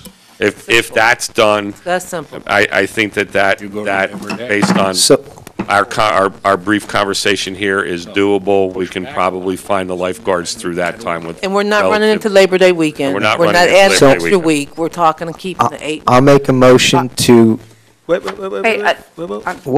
Before you Oh, go I'm down- sorry. Sorry, I'm I think sorry. he wasn't finished with Carl, I his thought you comment. were, I'm sorry, go ahead. Alice, does this work? We'll make it Well, work. You'll make it work. We'll do our best to make it work. Because as the councilman of the 4th Ward, I live 3 blocks from the pool. And I'm going to have you there if I need a lifeguard. There you go. Is that an offer? And I want to make sure that it works so that in the last 2 weeks or the last week, that we have a pool staffed with individuals and/or nobody there to use the pool but 5 kids. Well, we have Because no if you're control looking over at- that, Control it. right? I'm just throwing it out there because I didn't hear it. Everyone else down there had their little say. And I just sat back and waited till everybody was done, to be honest. So I'm listening. I want to hear from Alice, the department chair, whatever you want to have, of Parks and Recreation. Does this work for you? You know, it's something new. We should be able to do it, and we're going to do our darndest Okay. to make it work. Okay, that's So- fine. And as the councilman of the 4th Ward, if you need to go door to door with flyers and knock on doors and get the kids out in the pool because you want to see the pool full, I recommend you do that. Well, you see, we had our meeting And I'll last go night. with you. Kimberly's going to drive. Okay. We had the meeting last night with the Recreation Department, and that's one of the things that I brought up, since we do have new people in the area, that in order to publicize it, we do go out on that outreach program to let everybody know we're here, when we're open, and then go down the road from there. So That I sounds do, wonderful. we got that in the tank already. Good. Thank you. Good. I'd like to And make just also one, tell them about the community garden. I'd like to make Thank you, one Mr. quick Chase. comment, and then we'll I have was- the motion if. Please, ma'am. What I'd like to ask is, I would imagine something like this, there must be grants somewhere, and obviously, we do what we need to do this year, but if I could ask that there would be some search for a grant so that we can do this next year again with. I'm I'll be getting- honest with you, I've never seen a grant that would fund staffing for a municipal pool. The municipal pools are certainly not uncommon throughout the state of New Jersey. Many of our neighbors have them, and they're funded yeah. out of their OE budgets and salary budgets. I'm not aware of any grants. All right, I I've guess- gone through those grant lists, but certainly will look. No, I wasn't thinking of the pool, I was thinking of getting children at risk off the streets. And this is a recreation program to make that happen. Maybe that's wrong thinking, but that's where I was coming from. Well, I mean, as far as our fees, as it relates to this, and what, I guess, more or less equating it to tuition for those in need, waivers of fees, certainly we can explore that. All right, it was just a thought, no big discussion. Sure, Councilman no. Vasanel. So, thank you. I'm going to make a motion, because we're going to be adding this, right, to add as suggested one. Well, no, The shift, no, no, simply okay. we're just looking, and To appro- based on, I think that. We don't need to- I think maybe Okay. based on So we don't need to informal vote, formally we will shift approve it it. that 1 week. I don't see any objections among No, we council. just Good requested idea. It's not a that be monetary done. issue. Right. So I'm in favor of the change. as Because you've described. already added this $34,000 in the budget. It's in the budget. Okay. It's in your budget books, Oh. yes. All right, we still have one more comment, as far as I know. Councilman Kramer. Is it your habit to take attendance? at the- Yes, at every activity. Good, because then we can figure out next year Right. how to move it. Good point. if we want to move it. And I Good. think if we're more consistent about having that pool available, then people will know it's there and they'll come from other areas of the town. But if we keep it open and close it and every year it's something different, then that could be, attributed to the poor attendance. We'll see. Now, just so we're all on the same page, as we move forward, this will be in the newsletter too, so I think good. that's what you're looking There at you is go. And That's what I was looking consistency. for. And So that- Councilman Wright, if you need help handing out flyers, I'm there. Oh, I thought you were going to volunteer to be the lifeguard. Oh, I was a man. lifeguard. Oh, It was my there you first- My first job was as a lifeguard. All right, I Oh, think one we're more good on thing. this I subject. think you guys should be passing out flyers in the second ward and the first. There you all go. over. I just have one more notice. All right. Somebody came in and talked about rules and not having rules. Oh. But rules are essential to any pool operation to keep the kids from running. We do have glass in the pool, so we have to pull that out. So there's a lot of things that are going on. And every pool in town, out of town, in the country, wherever you want to look, has rules and regulations. So I just want everyone to know that's got to be done. And Very good point. in line with that, Alice and I met this week, and we've reached out to the Joint Insurance Fund to see if there are recommended rules from our insurance carrier as far as municipal pools are concerned. Alice has also reached out to several local towns to find out what their list of rules are. So what we will do is we will assemble what we consider a fair list of rules for the pool that coincide with our insurance carrier. So that's our intent, whatever those rules might be, without being, anything preconceived. Yeah, good. Anything else you have, Alice? Anything else? You're done? I have one question not to do with the pool, just you mentioned therapeutic services, could you define that? Programs, I'm sorry. It's programs for individuals with disabilities. Such as? The types of programs that we run? Right now, we're running a grant-funded program that we receive money from the Recreational Opportunities. I'm not looking at I just But- want to but- know like what kinds. So the are- amount of funding that we have in the grant gives us one Saturday a month. So we're looking for additional money so we could do a little bit more than one Saturday. It would either be an extension of that, or we've done ceramics on Friday evenings for teens. We've had some drop-in type of activities, so be a number of different types of recreation activities. Okay. So just a quick question, any of the additions for 2013 is basically all from the pool? Is there anything else significant that we should hear about? One of the other areas is that my budget also reflects the $10,000 with $5,000 for background checks and $5,000 for drug testing for seasonal and volunteer. Okay. And needs to be just as a done. note, it's included in Alice's budget this year. There was some discussion in financial oversight about that, and our intention, because we were already into the year and she was already doing this for some seasonal employees, but we will move that to the HR budget, which is where it probably belonged and should have been all along, and move it out of recreation just for proper accounting. Good. Are there any other questions, comments, No, issues? just comment clarification, and that is the manager's recommendation that we survey other pool rules, because not that it's true, but it has been pointed out and alleged, especially in the Human Relations Commission, that these rules were targeted to keep the pool participants out rather than allow them in, which is not true, but if we can cite other rules that other communities follow and are not specifically targeted at this group, then I think it'll go a long way. And that's why we will do it. That's it. Thank you very much, Alice. Thank you. Appreciate it. Okay, next up is Justin Heyman. Thank you, Alice. And Alice. IT. Thank you. I just want to thank members from Rec Council that were here to support. Thank you, Rec Yes. Council members. You were here Thank for you the pool? putting this That's in why the you're here. budget. Okay. He just cares about soccer.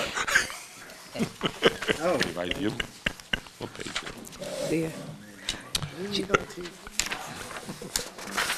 you want me to keep going? Our IT budget is under the title Data Processing, a little dated, I realize, but that's what it's called in the budgets, and it is on page 91. I'm sorry, Justin, I know. You can thank the state for that updated title. And tonight, Took an intro to data processing. as That's did I. outdated, Tonight, Justin will talk about their OE budget, but I've asked Justin, since tonight is capital budget, and Justin does the capital IT budget, and this year it's specifically geared towards just the IT department, that during this presentation, we'll also do his capital budget too. So once again, page 91.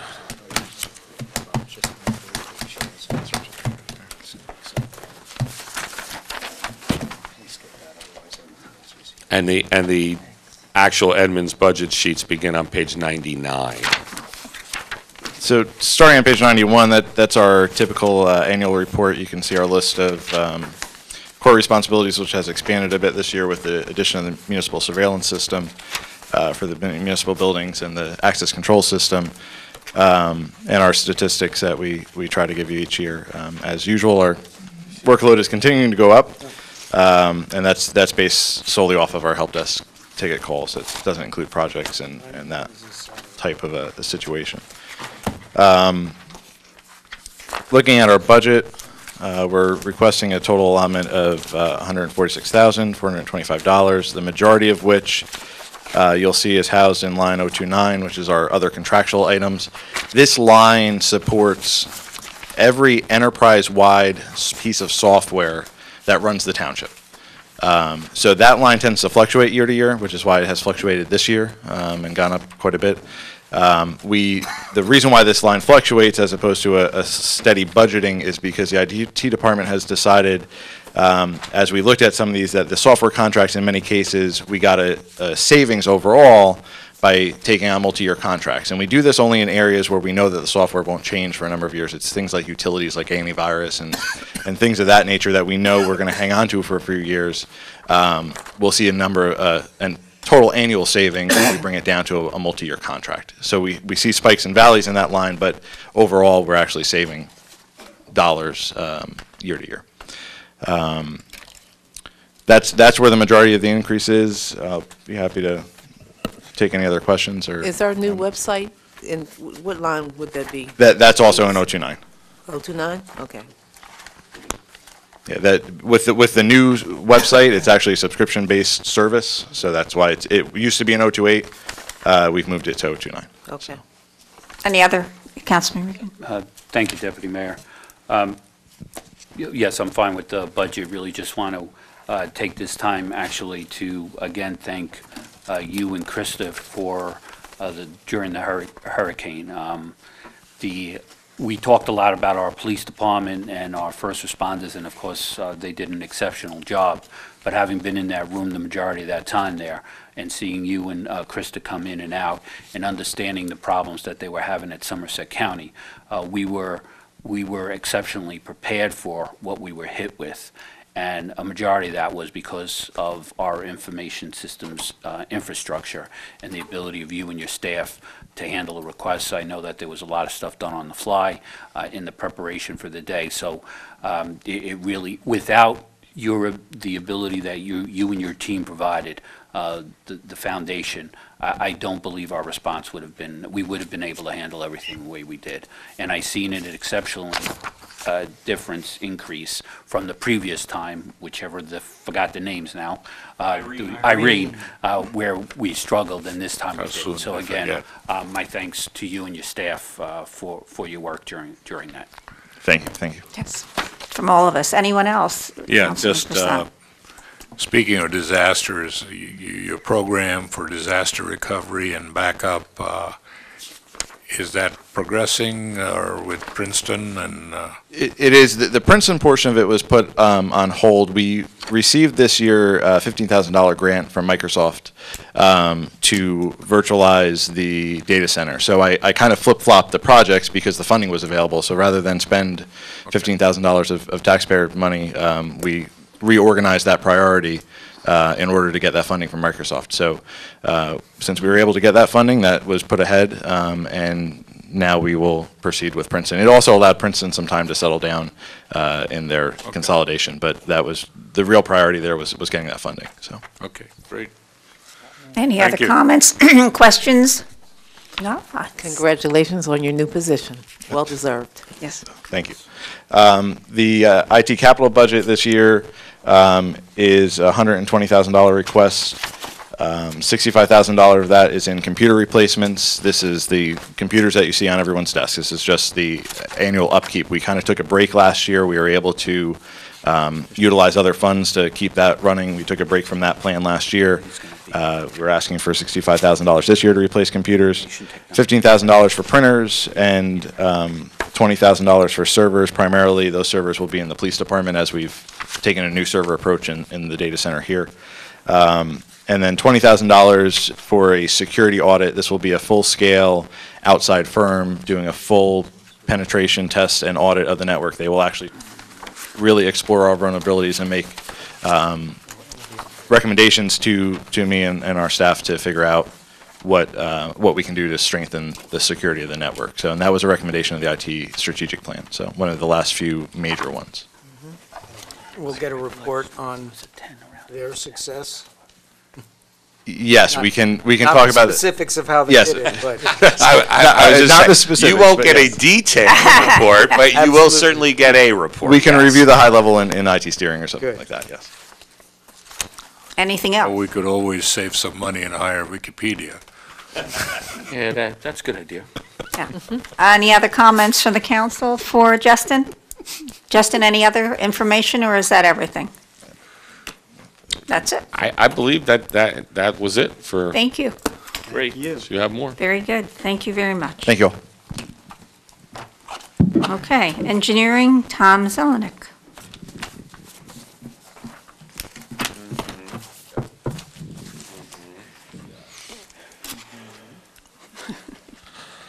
Mr. Zelenik covers a wide variety of budgets tonight.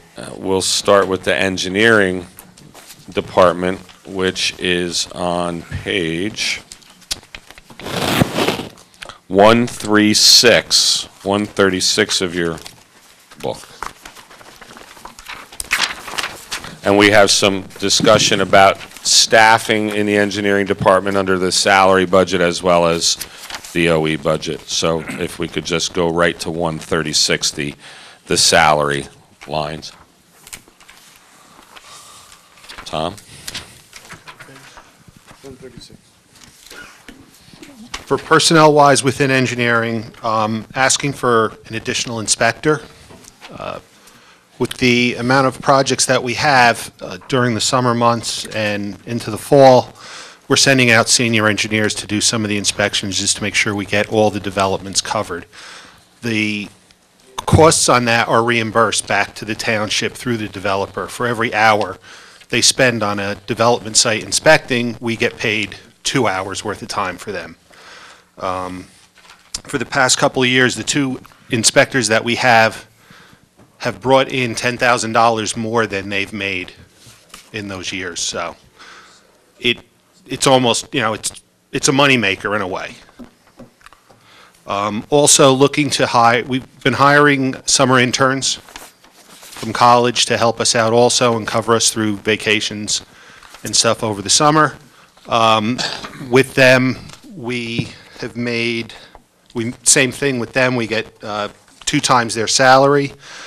Summer of 2012, we had 2 interns that cost us $18,000 and brought in $24,000, so we made $6,000 off them. This year, looking to hire, between 2 and 4 summer interns. Good. So those are cost neutral or even a profit. What was the other one that you said? And actually, and that's why I was just speaking with our CFO about it. On the individual salary spreadsheet for engineering, it's not reflected, and there's a proposed slot for a field inspector. It is on the master sheet in the beginning of your budget books, Okay. where vacancies are listed at $40,000 as a proposed salary. And I apologize, and we'll have that added to the salary spreadsheet for engineering, but it was inadvertently left off. But it is on the master's salary spreadsheet. So it's included in the budget, it's just not on the breakout. I think that's very good, having the interns. I'm hoping they can spend some of their time checking on conservation easements. That's some of the stuff. We also have them do some GIS work. Yeah.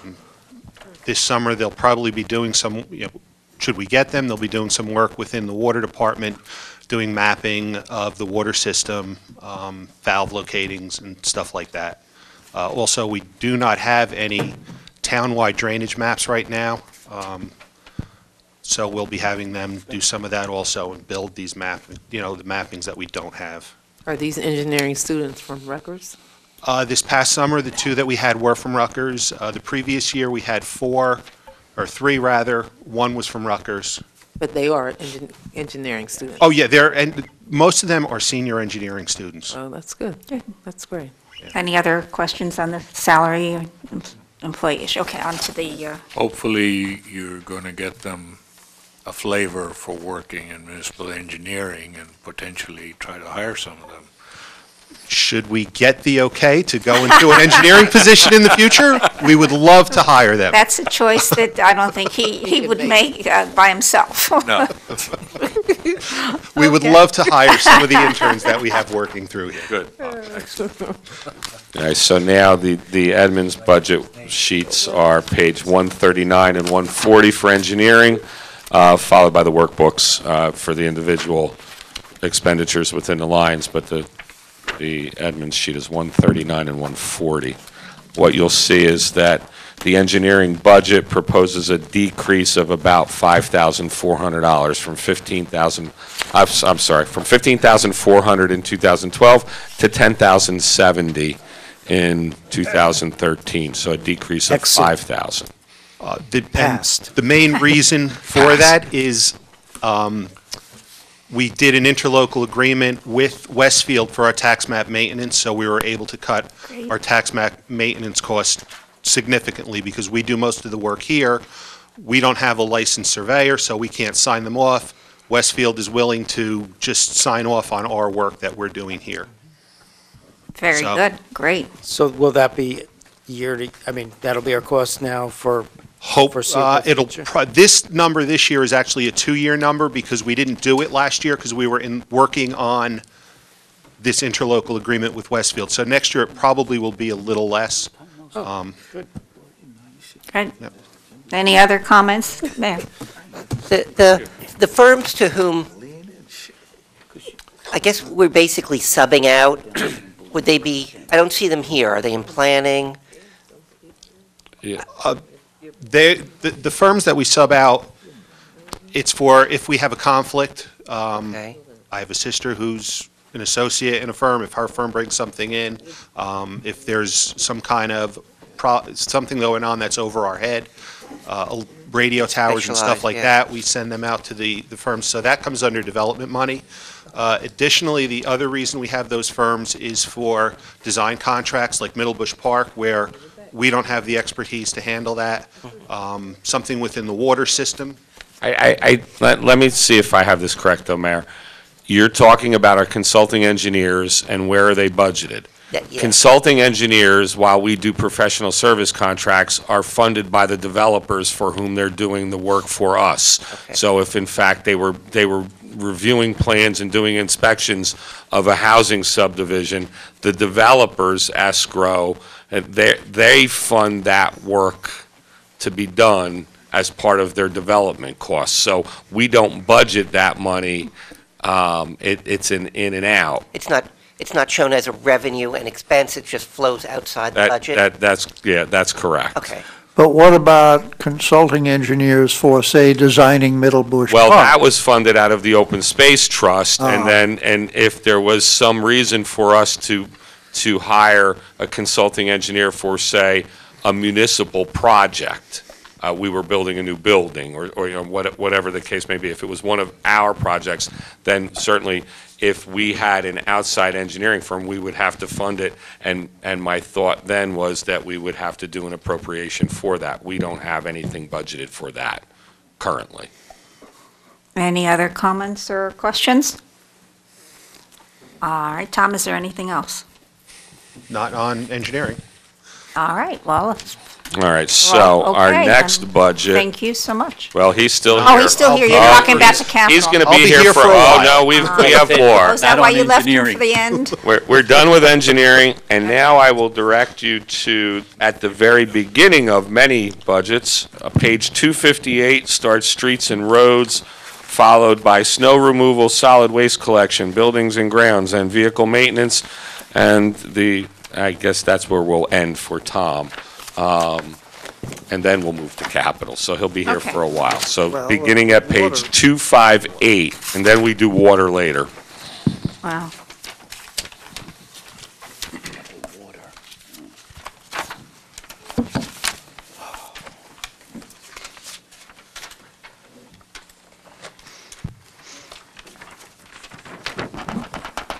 And I would in fact direct council to page 258, the salary spreadsheet.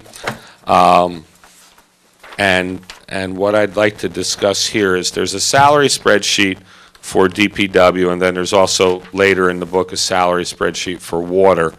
And there has been some discussion, and we'll go into much more detail when we discuss water. However, you'll note that it lists 3 vacancies in DPW for laborers at a total cost of $96,000.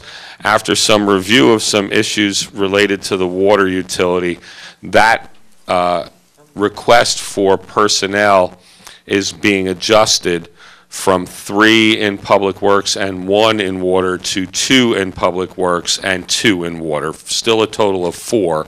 So, and you'll see when we get to the water discussion as to the reason why. Okay. When we come to the water discussion, we'll talk. I mean, I feel that we had all those issues with water, and we need a plan as to how we're going to move forward. And that's why we'll discuss it, because we do in fact have a plan. And not to steal Tom's thunder, but the 2 vacancies that we list in the Public Works budget, the primary reason why we include them in the Public Works budget is due to the fact that we have increased responsibilities as it relates to our parks. So, Tom. Public Works, does that adequately address the salary Salaries. budgets at this Are point? there any And if there are questions? additional questions No, I think- as we work it through? Seeing none? So we can move to the OE budget for streets and roads Streets to and begin roads. with. Okay. Page 260, it begins on page 260. Shows an increase of about $8,000. And primary reason for an increase there is asphalt price is going up due to oil prices going up. Material and stone prices are going up due to gas prices going up. That's the main reason for it. All right. I'm sorry. On that 258? Oh, okay, no, 260. that's a contractual thing. Never mind. Never mind. Okay. Yeah, never mind. Mostly- So any questions on those comments? All right. Okay. Next would be snow removal. Moving forward to snow removal as the next budget in line, and I will get to that page in a second. 274. 274 is snow removal. Budgeted in 2012 at $290,000 and requested for 2013, $302,000 for an increase of $12,000. I can see it better not snow again. We spent just about all of it, Councilman, at 289, 854, not leaving us much more wiggle room before we were at our budget line. You must have had a very good weather prediction. Basically, when it comes to the snow budget, we try to budget for an average year. Because of the snow trust, if we are under, the money goes into that snow trust. If we are over, we can pull out of the snow trust. So we budget for an average year. Have we Any ever, other? Have we ever hit the average year? that's a good This question. may do it. Well, That's this a good looks, Close this year. Yeah, we're pretty this close. is about as close as you're gonna get. That's a good question, but that wasn't my question. Have we ever worked out an interlocal agreement with sewer on this? There were- No, that's something that we're going to be working on this summer. Any other questions, comments? Mayor? Is there anything left in the trust, the snow trust? I believe last year the snow trust got a lot of money because it was a very, very mild winter. There's about, according to our, Mr. Hodgelick, there's about $500,000 there. Okay. Oh, Which was All right, thank you. basically last nice year's amount. cushion. Okay. All right. Okay, any other comments? All right. Do you happen to recall the most we've ever spent in a year? That was, I want to say, 2 years ago, and I don't remember what the amount was. We just kept adding money in. Yeah, I'm wondering, Kept snowing. Yeah, don't have- it was over $500,000.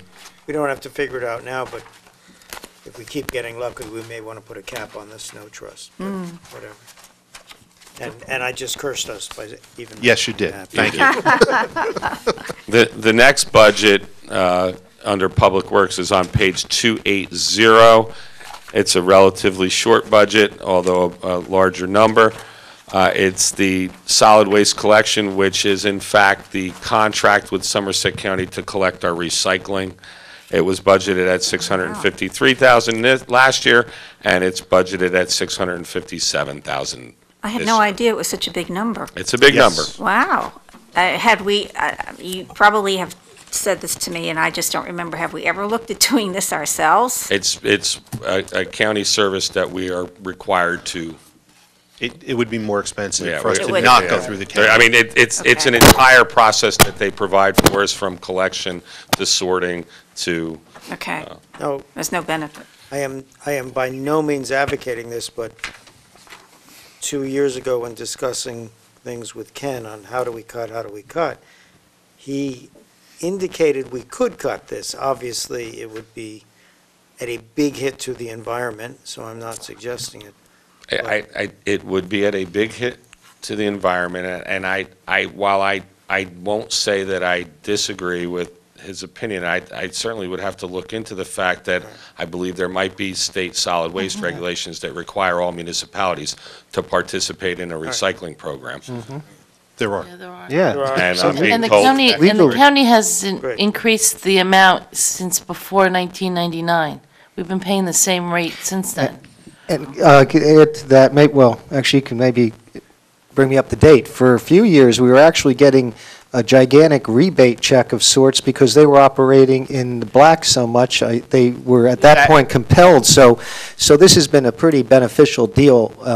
And the times we did go into numbers about it, Deputy Mayor Sherman asked, it was clear, at least back then, unless anything's changed, that it was not cost effective.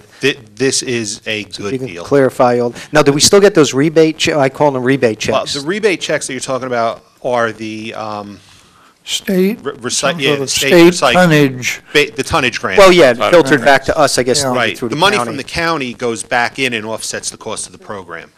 But we still getting those, the state checks? Yes. yes. Okay, I thought I saw them yes. filtering through a county. Okay. And Good. that is, and just as a side note, the tonnage money that we receive from the state is not only based on the amount of recycling that's collected here in Franklin curbside, but it also involves the amount of recycling done by all of our companies here in Franklin Township. And Somerset County has just undertaken a project to notify all of the businesses in Somerset County of the importance of recycling, and they are required by law to report that amount that they recycle so that it could quite possibly mean an increase in the amount of funding we receive from the state regarding our recycling tonnage, and that's just been within the last couple months. I believe that there was actually some correspondence in one of Anne Marie's emails to council about that over the last couple months. Now, one last thing, this cost, if I'm remembering numbers from years ago, it was like $27 a household, because we used to break it down on a full household per year. It's still in the neighborhood of like under $30 a household, right? Housing unit. Our contract is $580,000. The money in this line includes some other things, like we have to buy the leaf bags for leaf collection, which we then, there's a revenue side to that as well, obviously. Okay. And there's our own hauling. Right, Sorry, the our own garbage collection at our garbage our collection facilities. is included in that as well, which is contractual. But I don't know the per household cost, but that sounds about right as far as the number is concerned.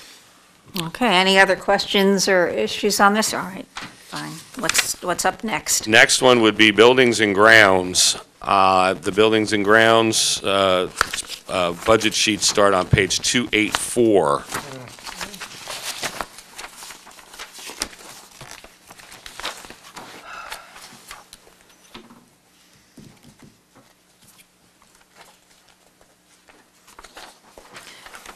And these are the costs associated, obviously, with operating our buildings. And Tom? buildings and grounds did have an increase. We put in, one is because the janitorial contract has to be rebid for poor service from the current contractor.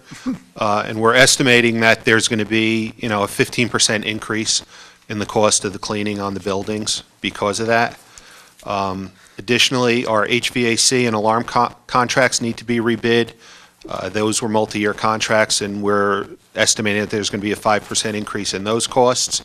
And lastly, the big one is senior center floors need to be cleaned quarterly. This was cut out of the budget a couple of years ago as part of the cuts, and the floors are just atrocious out there, and they really need to be cleaned on a regular basis based on the use that they're getting. They're just looking. Is that under the janitorial?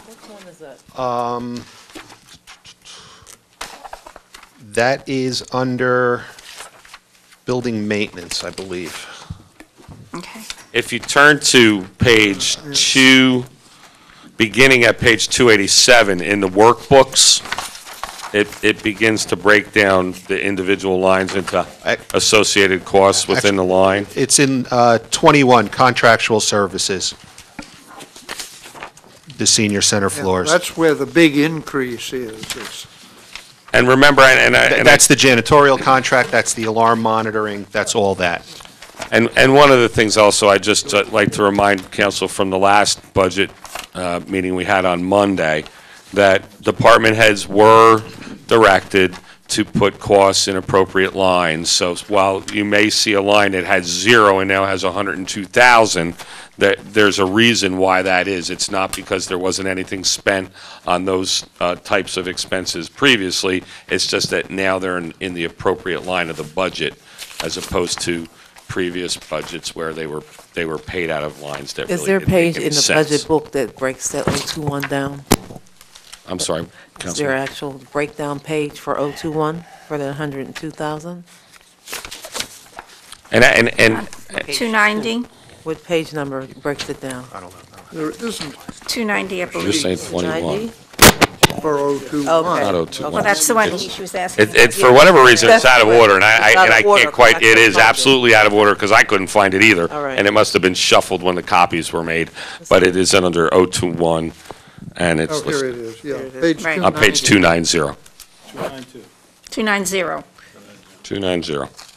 And what do they have to do with the floors it would cost $7,000? It's 4 times a year coming in and cleaning them. Doing what? They $7,000? hit them with, it's buffering machines, it's. Strip, it's- buff, and their tile floors. And it's a big floor area. It's not a small floor. Yeah, I know. Been over there. Those machines you see with the buffing, with Yep, You know what I'm... Part of the Part of it. process. Yeah. First And strip it. are there other buildings that, like the library or any other buildings in town, like the school does that, probably throughout their system? Can we not hook into some kind of interlocal with the school? They must be doing hundreds of thousands of square feet a year, no? That's a good idea to look into it. Something we could look into. I mean, I'm not trying to But, cause a lot yeah, of no. necessary work, but see. I would think something like that, just the process of going through the bidding and all that for 7,000, if we got a good company at the school Well, system. it would be Well, we included. don't have to It bid should be that. part of Right. the janitorial contract. Exactly. It's Yeah. part, it would be part of the janitorial contract. Oh, you're just breaking it out? Yeah, Right. yeah. Okay. Yeah, And- this is, And, this is not normal maintenance. This is a Okay. quarterly thing. no, okay, I thought it was a separate bid. So with that in mind, I know in the 8 years I've been here, we've had so many issues with the, Yes. and to no fault of any of us or you. It's called the Can- low bid Can we, process. yeah, is it legal? Can we literally go and, through whatever means, find some good companies that are doing other municipalities and find a way to lure them in, or There's bid laws in New Jersey that we have to follow. with the janitorial? And so this is just a product, because I'm sure you remember, because all the contracts, we had to renegotiate, fired people.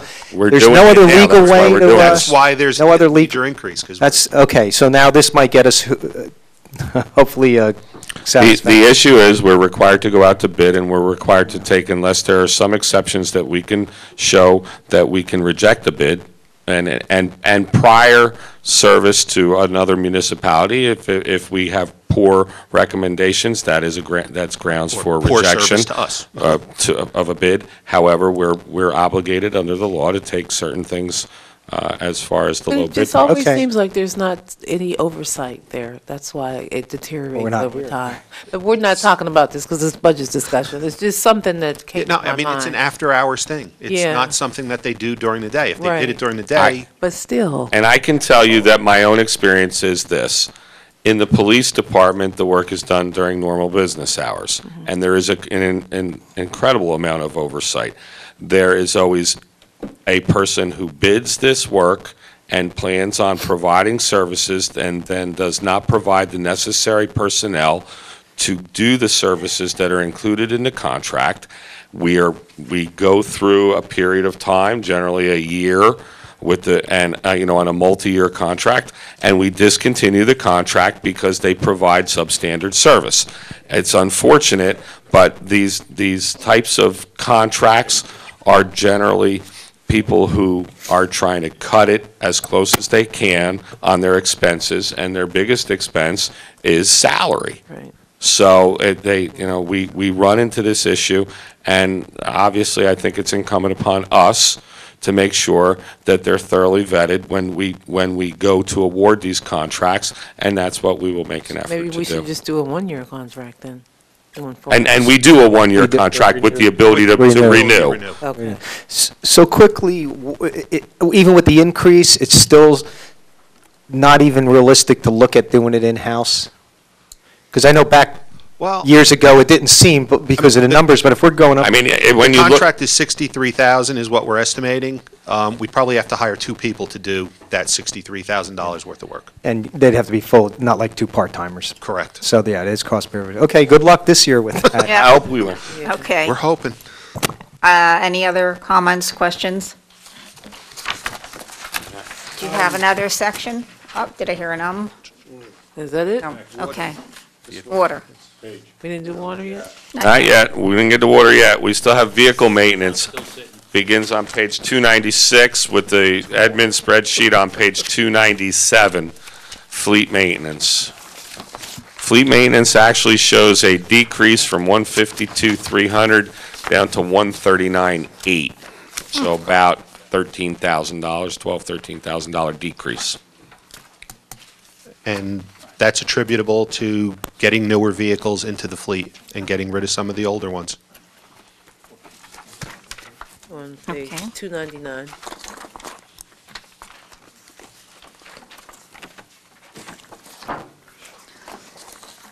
Mainly a savings in parts.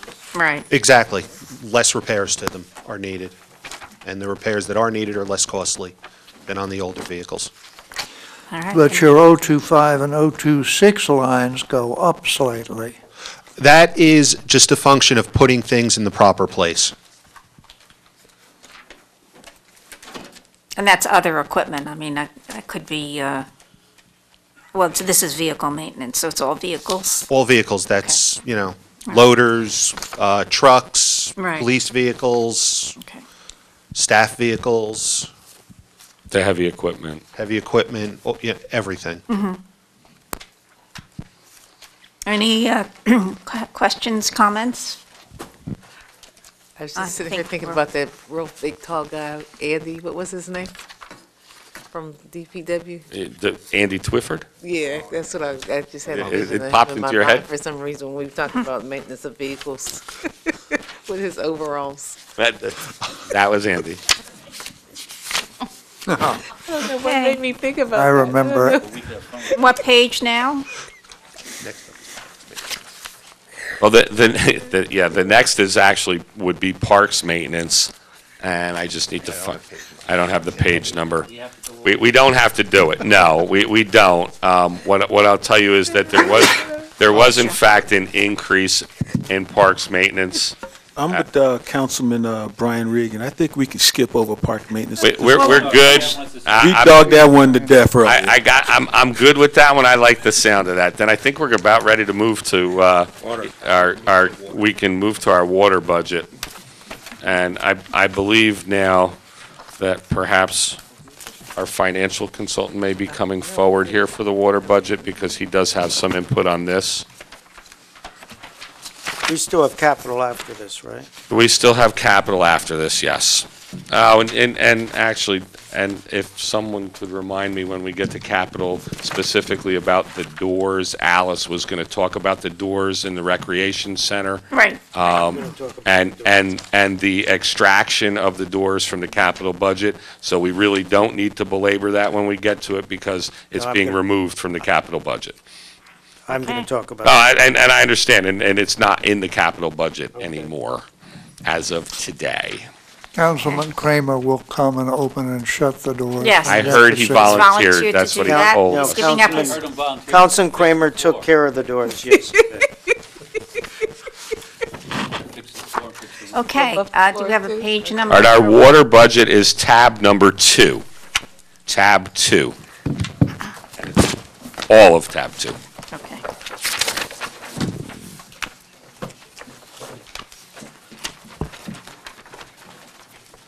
And as I indicated earlier, we had originally requested 4 laborers, 3 and 1. This is, now we're looking at 2 and 2. And as we work through this, I think it'll become readily apparent that there are some issues within the water utility that we wish to address, and that's what the additional manpower in the water utility will be doing. So, Tom, if you could, I think that if we could work through the OE budget, which is pretty straightforward, that should take the least amount of time, then we can talk about our purchasing of water.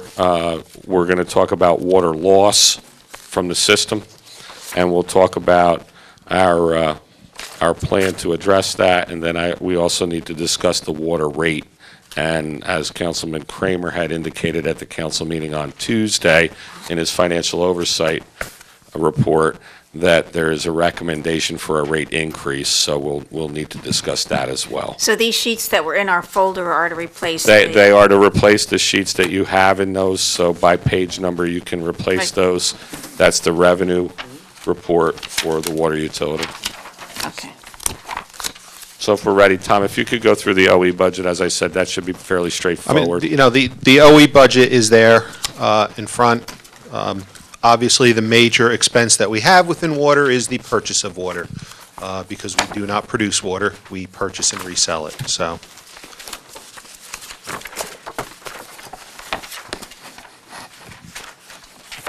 The overall OE budget actually reflects a very, very slight decrease when you look at the grand total.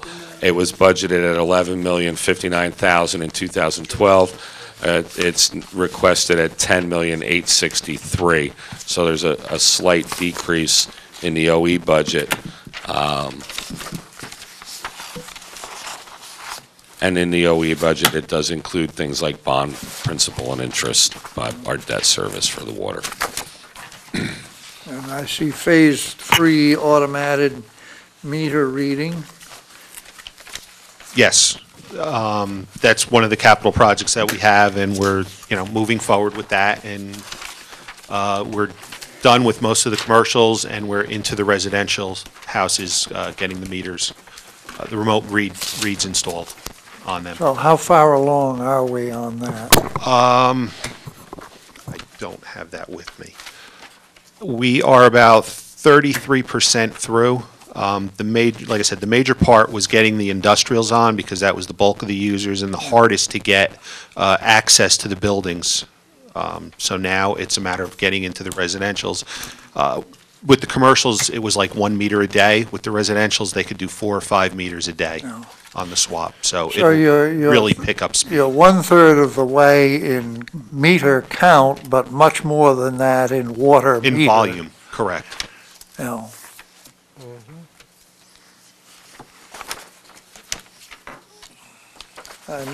I noticed the amount budgeted for water purchase is actually down slightly. Is that because we're going to get people to conserve water more? It's more because we're looking at the numbers that were spent in previous years and cutting it down. The past 4 or 5 years, we've cut that number down that we've budgeted every year for the purchase. It used to be that they would put in the 20% increase that New Jersey American asked for every year. They wouldn't get the 20%, but they would still put it, and then the next year grow 20% on top of that. So now we're looking more at what we spent versus taking that number. There is another issue that hopefully will help to decrease the cost of our purchase. We're out to bid currently for a new interconnect with New Brunswick's Water Supply Authority, and that will mean that we will be able to purchase more water from New Brunswick and less water from New Jersey American. New Brunswick's water is much less expensive than New Jersey American, so that will just, even if we maintain the same volume, should result in a decrease in costs. Our hopes are that interconnect could be online as early as mid-year, so we won't see a full year reflection, but we will see a partial year cost reduction in our purchase through that. And the water we buy from South Brunswick is expensive. It's very expensive. Incidentally, when I was talking with one resident there and explaining what we were going through, and he said, well, if you install the new line and connect up with township water so the township water is cheaper, maybe we could continue paying the same rate we've been paying to help you pay off the new line. Well, I don't know whether they pay at the regular They rate. pay the same rate as all of our other customers. However, that's a case of where what we pay for our water is being subsidized by the other customers of our utility, because we charge the same rate to those residents as we do to all of our residents. As Woody Allen would say, we lose a little with each sale, but we make it up in volume. Oh, I think that goes back beyond Woody Allen. I'm trying to remember where it. I heard it first in sleep. So if there are no questions on the salary budgets or on the OE budget for water. A quick question with the water volume Councilman budget. Sorry, Ted, were you done? Oh, well, I just noticed the salary budget that's W1, it doesn't include any new positions. And that's the corrections that need to be made to these salary budgets to reflect 2 in water and 2 in public works.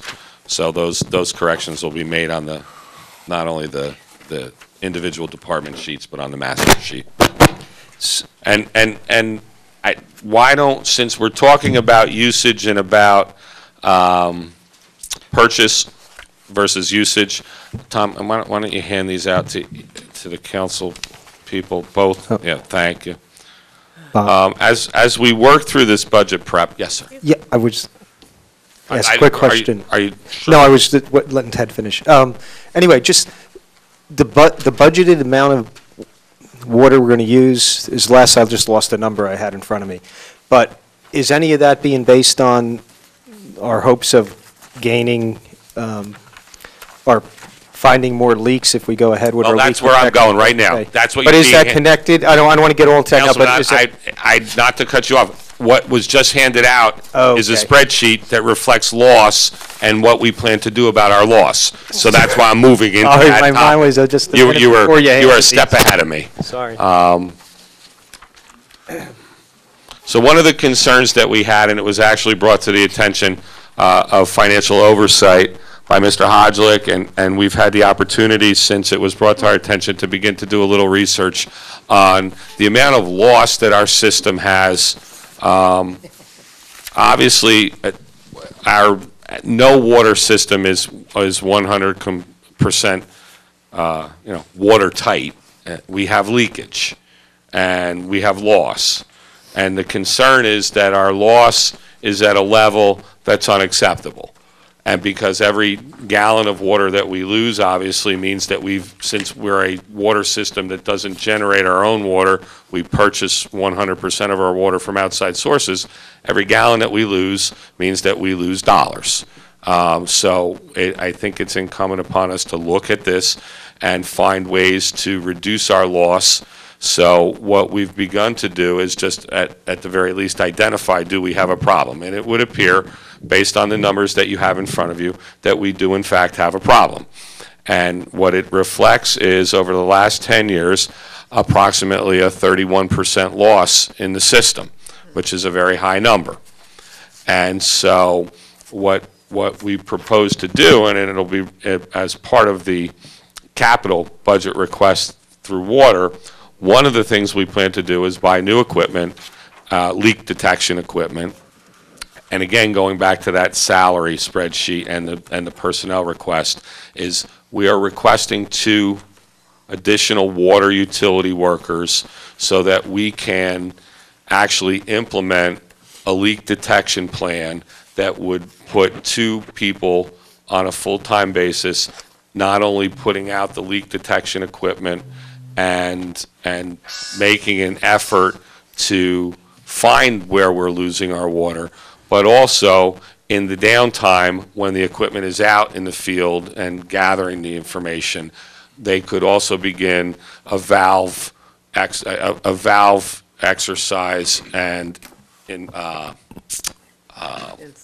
maintenance plan, because currently we don't have either one of those things. We're really doing very, very limited, if any, leak detection based on manpower, and we did in the past do it, and I can't speak for prior administrations or prior superintendents of the water utility or those people that have since gone. But what I can say now is that we have a water, I will call him a water engineer because he is in fact an engineer. He is our license. He has begun to develop these plans already. We have much better data now than we had in previous years, and this is rather disturbing. We're losing hundreds of thousands of dollars out of the pipe, and I think that we would be, penny wise and pound foolish here if we didn't look at increasing this as far as staffing is concerned to do this work in an effort to lower our loss. Tom has done To put some numbers on it. Go ahead.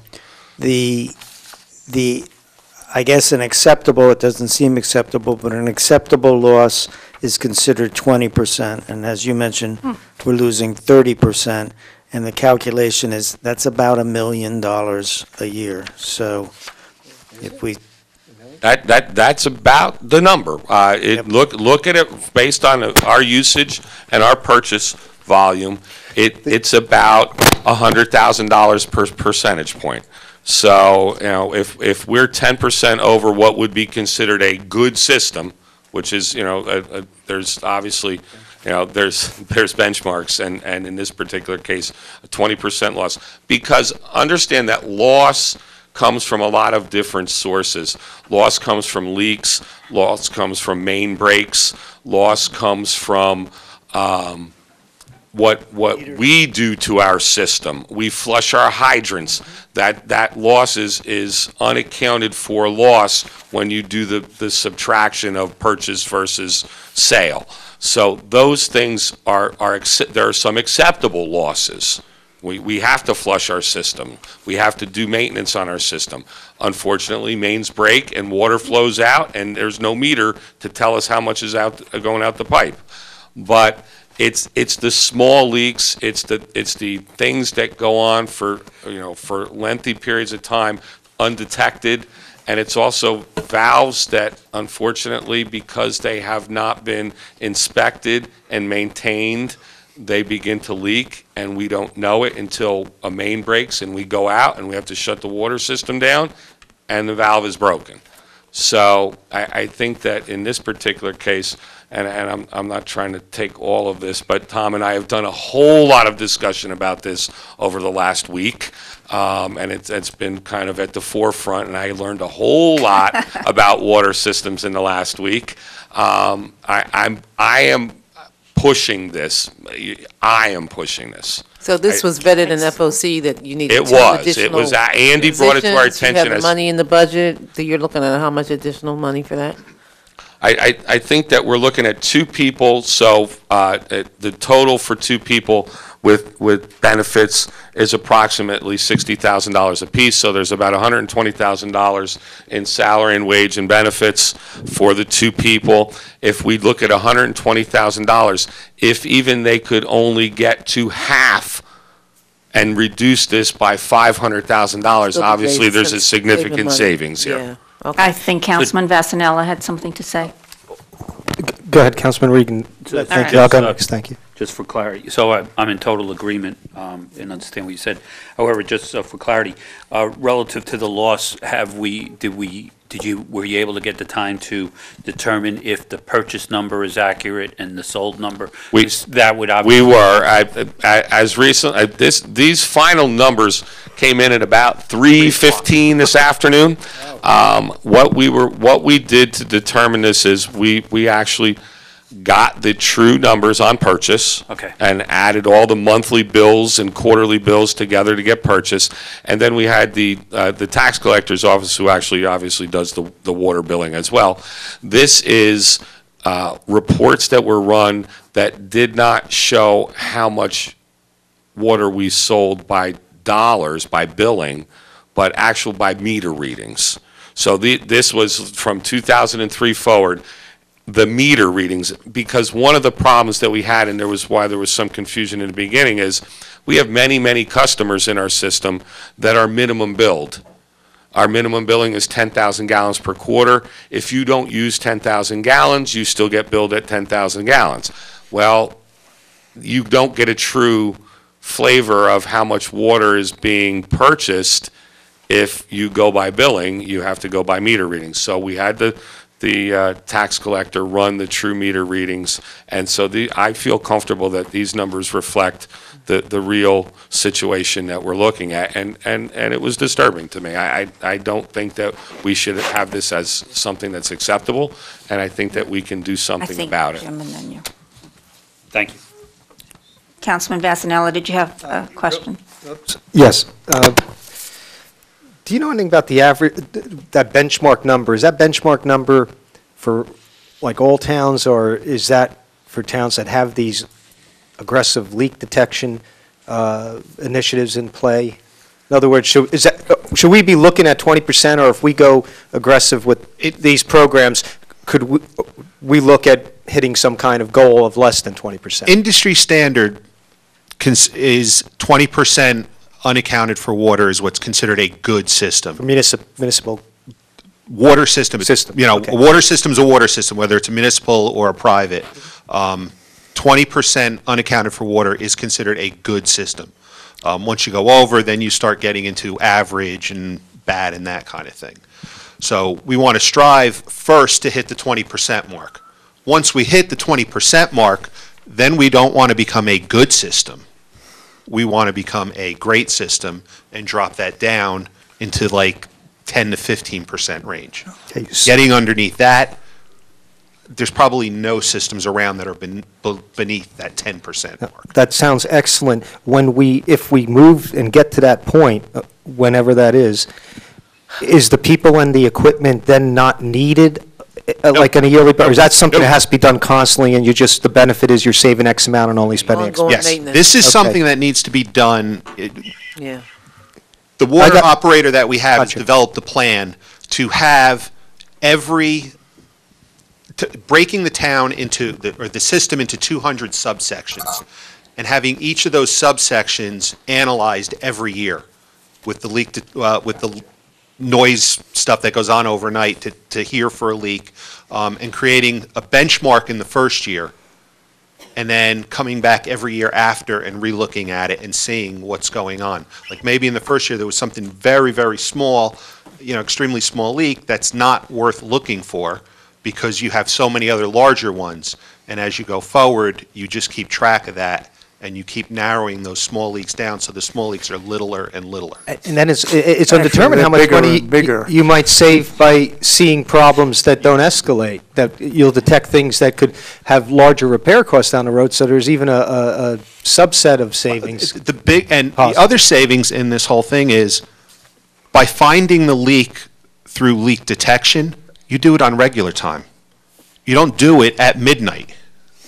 Or Sunday By doing the afternoon. valve maintenance program, when you do have that break, the first valve that you go to shuts down. You don't have to go to 3 more. For each additional valve, you add another hour of overtime to the repair. Sounds like a great system. Councilman Kramer. First a comment, then a question. Yeah. If we were to get rid of $1 million of waste, that would go a tremendous way at fixing our structural deficit. We would be nearly healed, and that would be we have a to talk- painless oh, way to do it. I think we have a The other, dissident comment, but It's a separate utility. Yeah. It would be, Separate utility. it's a, Water utilities separate. but it's, okay, So, all right, general I'll take fund. that. The other question, though, is I don't understand I don't have in my mind a model of this system, but I'm wondering if there's some hardware expenditures, such as valves in the pipelines somewhere, like in the big pipelines, so that we might be able to detect or better meter what's going on and say, this is where leaks are, this is where leaks are. Is that something we want to spend money on now or not? The thing that we want to spend the money on is buying the loggers, and that's in the capital. Okay. That's one of the other questions that was brought up, and I believe it was a financial oversight, or it may have been in a conversation that I had with someone, was if we begin to do this valve maintenance and valve inspections, it could increase our costs initially because now we have to go buy valves that are, we find them broken, we got to replace them. Well, we do have an inventory. Most of our system is a standard water system of 4-inch, 6-inch, 8-inch pipes, and their standard 4-inch, 6-inch, 8-inch, 12-inch valves. And because we have to maintain our system when things break, and you can't go out to Walmart and buy an 8-inch valve, at midnight when it breaks, we have them on hand. So the initial work that we would do as far as the valves are concerned, we do in fact regularly keep in stock the standard equipment that we need to make those repairs. Well, So we'd have to replenish. we it would if have we- to replenish, and it certainly would, it could increase the cost initially, but I think that in the long run, it would be well worth well it. worth it. And yes. being that we wouldn't institute the program till probably July, when we have the people here to do that and the hires, by the time they actually started getting to some of the repair work, it would be so late in the year, we could actually then budget that additional stuff in the 2014 budget, because most of the work will be done in 2014. Okay, any other comments or questions? Oh, Mayor. When you talk about reducing it to 20%, does that include the 6.5% that's just unbilled? The 20% unaccounted for loss of a good system is after your unbilled amount. Okay. Okay, Mayor. Thank you. Thank you. The two lines you're considering, would this be their full-time job dedicated to the loss? Yes. Okay. Two people would be assigned to it full-time. It may not be the two newest guys, it would be, but the two new people would have to be trained into the department. Oh, okay, so but you yes. might have someone else, but It would be, two. Well, I mean, in all honesty, a lot like whenever you hire two new people because you want to start something new, in all likelihood, the two people who would be doing this are more experienced people who are more familiar with the water system. Right, and they're going to come Yeah, up as laborers and we or would, something such as that. the new guy does. Well, I New can guy say, work. from all the time I've been sitting as an elected official, this sounds very exciting to me, that we actually have some resources in place that know what they're doing. Yes. Have a plan to address our water Yes, system. we I had think a we great should hire move last forward year. with this. I think this is phenomenal. Tremendous hire. It is tremendous. Ditto. very good. Any other comments? Councilman Prasad. Yeah, just a couple of questions. You had some licensing problems before. Is that all sorted out? The operator that we have for the system now is licensed. Additionally, he's a professional engineer. Okay. So, like the manager said, I wouldn't call him the water operator, I would call him our water engineer. Okay. So that's He's a number one. professional. Number two is preventive maintenance is going to be helpful. Yes. And that, I think, will go a long way to saving us money in the long run. Yes. We should take a more long-term view and have a program in place. And we, like I said, we have a person now who has that mentality Right. down there who's running it. Okay. Sounds good. The Any third other thing com- is that I would hate to see parts of the first ward treated like stepchildren. And part of the woes that they have down there of not being able to shower on the second floor, et cetera, even if it's down to Kingston, eventually we should have some kind of a long-term plan to service all our residents within Franklin, with Franklin systems. Okay, so Yeah. could we stay on track with the budget? Yeah. Because we still got to do capital budget. Yeah, if that's true. okay. The mayor had a comment. Anybody else Yeah, have a comment after him? But that's a good couple- point. Thank you. Question, with this, so from my knowledge, this water engineer, is that Water 3 license we Yes. were Yeah. discussing? Well, Yes. Okay. Yes. New Also, employee. since I'm not an engineer, might I see, if we hire these people, this percentage, is it going to take a year or two to drop below 31? Might I see a couple percent in a year? You're going to see a couple percent before the end of this year, only because it's not going to be Okay. a full year program. Okay, so. Most of the stuff you will end up seeing would be 2014, 2015 would be the bulk of it. And then come 2016, 17, you would see a little less Okay. and a little less. Like I said, once you hit that 20, So your savings are going to come slower and slower. the immediate gratification is on the table here, right? So to speak. Okay, Come. thanks. Okay, any other comments on this? All right. Are there any comments What from the else you table? have? You need us to approve the rate? We do. Andy, if you could go right ahead. Council, Mayor, Council, I believe this has been already discussed at one of your council meetings, but there is concern about the state of the financial situation with the utility at this point, and unfortunately, notwithstanding all the improvements that, may save us money down the road, there is a need for a rate increase in 2013.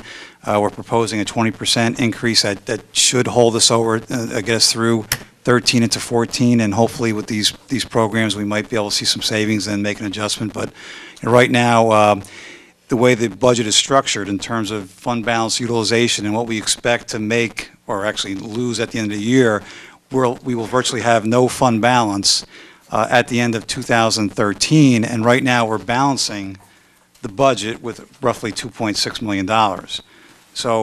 So we do need to have a revenue increase, in the water in order to plan ahead for the 2014 budget. And you have that 20% built into this budget recommendation? Actually, Or the no? way the budget is right now, we can only anticipate what we received last year. Now, if we get the rate increase, we will see an increase in the rents, but this is really more a plan to make sure we're okay for 2014 at this point. So do we have to vote on that? It's not tonight, but I don't know if you need to vote tonight, but at some point, there will be an ordinance to come in front of the council. Okay, so that's the time. Deputy Mayor? Yes, Councilman Regan. So, thank you, Andy. What Andy is pointing out, which many of you may recall, is last year we had a whole presentation on the water increase and the issue. The plan that we talked about last year was a 10, 10, and 10. But due to some of the issues and not realizing the revenue that we expected to, Andy has brought it to the Financial Oversight Committee that we really, it is his suggestion that, or the suggestion of him and the CFO to do this. So I believe we were all in support of it at the CFO. I don't recall, I don't think we took a vote, but I believe we all recognized the need for it. Again, and just really just stressing the fact that this really isn't new. This is just a rebaselining of the plan that we agreed to and that Andy presented last year. Again, we couldn't anticipate all the variables that that introduced the costs or didn't realize the revenue, and we're just trying to stay out ahead. Certainly with the news tonight about, we recognize that the loss we have in our system is more than we would expect, that hopefully that would potentially be able to defer any future rates for a while. And that is good news. Thank you. Yes. I believe that's the end of comments. Are there any other issues from Tom? You did half the book, Tom. We're almost done. We're not done yet. I wish I could say that you could get up, but we have capital budget to do. Okay.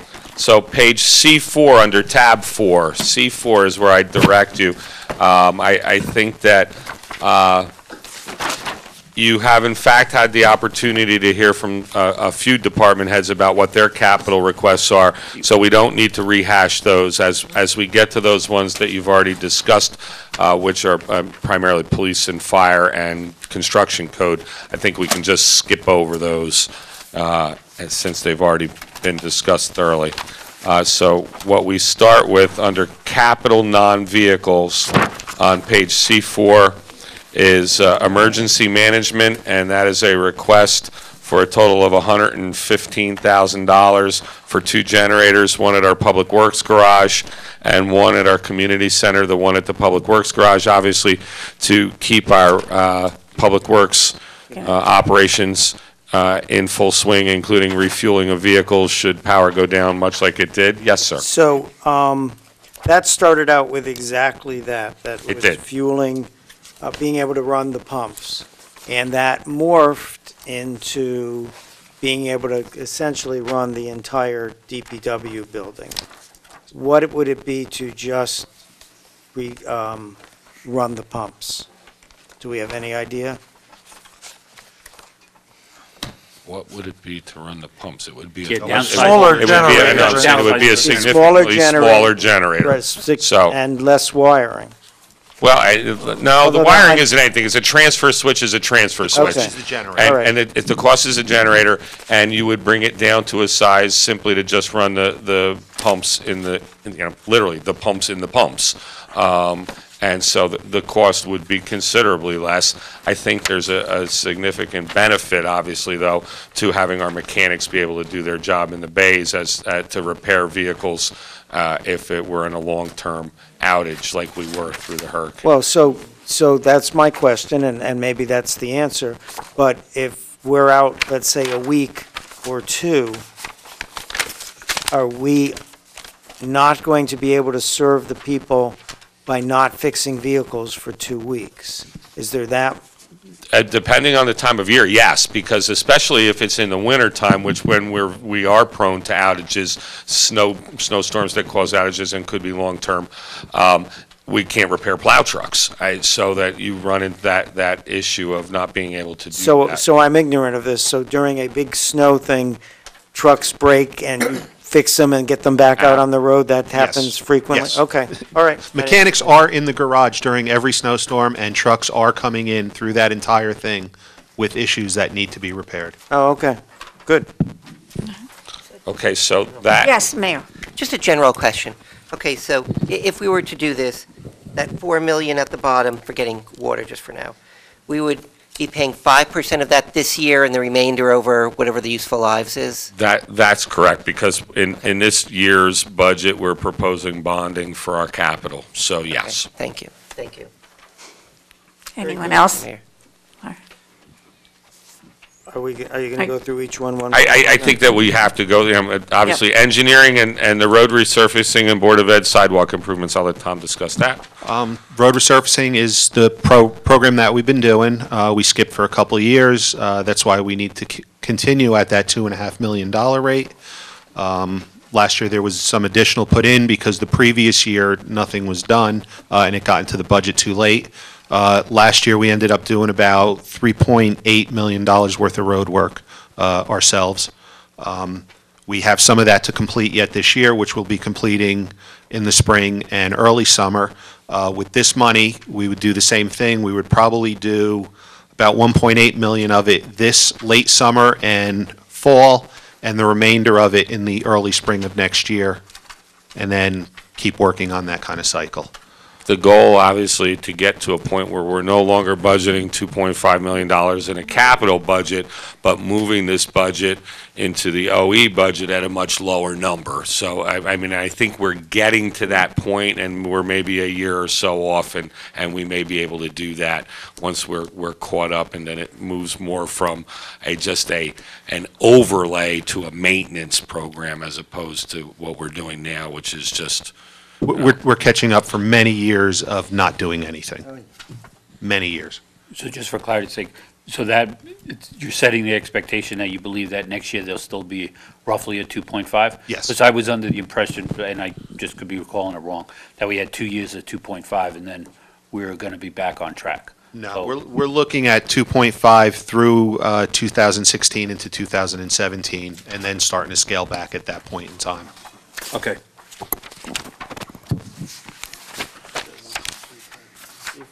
Okay. One point being that the roads which don't quite make the list this year will be a year more beat up next year and 2 years more beat up the year after. So correct. It'll still take a while. It almost surprises me that we'll ever level off with the number of roads, miles of roads that we have. It's because there was a lot of years where nothing was done. Yeah. What we've done in the past 6, 7 years is a major part of the town. So we're getting to that point where we can then get into a 20-year cycle where a road is done every 20 years. Right now, we're trying to do 20 years worth of roads in a 5, 10-year period. That's what the So we'll problem have is. rolling years, which Exactly. will level out. Okay, good, good. But, Yeah. do we have, when we contract someone, do we have a warranty? How far out does it go? There's a Because- 2-year maintenance bond that comes with it. So that's it, because you just said 20 years. I've lived Yes. here 15. After I moved here, Canal Road, where I am, was completely repaved, nice and bright and shiny, and it's on the list again this year now to be paved, and I don't get it.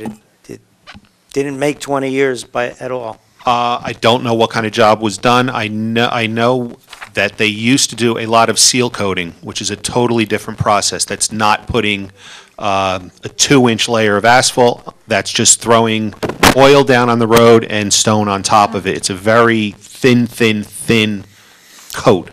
And that could have been what was done because I know a lot of Canal Road was a seal-coated road. Yeah, it's shinier than the other roads. Yes. And that's what happens. That stone gets pushed into the oil. There really isn't any asphalt there. So if we pave a road, and at 10 years it needs paving again, we have no recourse? No recourse. Do we watch them as they pave to make sure they're? Yes, we do. Okay. That's one of the things that the inspector within engineering will be doing. Excellent. Good. Okay. Mayor. Yes. I know we've got to put the roads in shape. This is, and I, take fully what you say about catching up. This is just me personally, and you don't even have to comment. The 2.5 million makes me a little queasy, so. That's, I've expressed that in the past also. You don't, He said no comment necessary. if you want to, fine, but you don't have to. Councilman Vasanella. Actually, I guess right in line with the mayor. The fact is, these numbers are all, because I remember one of the first committees I served on was sitting down with you 7, 8 years ago, and all these numbers that you're given now is exactly what we concluded back then by those tests and the retests in the streets and doing those numbers, give or take a little bit difference in material cost. So it was the inevitable, and I remember us discussing it, and I guess 2 or 3 years ago, people finally appreciated the numbers were right, and I know a lot of people on the council now support getting to where that was our goal basically 8 years ago. So by 2016, you see us being able to go back to 2016 or 17. Start dropping. Yeah, unless something catastrophic happens, we'll be able to go back to probably in that $1 million range that we had. Correct. Yeah, because for years we did spend money, but we were spending like 300, 600,000 as opposed to 2 million. Right. So we'll be back in that more acceptable range in maybe 3 to 4 years. Wait, no, Thank no, you. that's not what you're showing, though. You're not dropping back to 1 million in And that's a 2018. different answer than you just gave me. No, I You're mean- beginning to drop. Beginning to drop. Right, We but will that- get to 1 million at some point. Right, but what Councilman Vasanella, and I'm not berating you, I just want the public to hear the truth. We're not dropping back, according to the plan, this plan, which we may change, we are not dropping back to 1 million in 2018. We are beginning to start cutting back. And in fact, in 2018, according to this plan, which council may modify, we're at 2.2 million. So I don't know, and it doesn't go farther than that, so I don't know where we're going down. So, but going more towards 2020, you might look at being in the middle. What But we're doing- it tapers down from there. What we're doing this year is we're conducting another full survey of all the roads in town. That's right, with so that, yeah. all members of the engineering staff are rating every road in town. So we'll have a much better feel for things once we get the revised.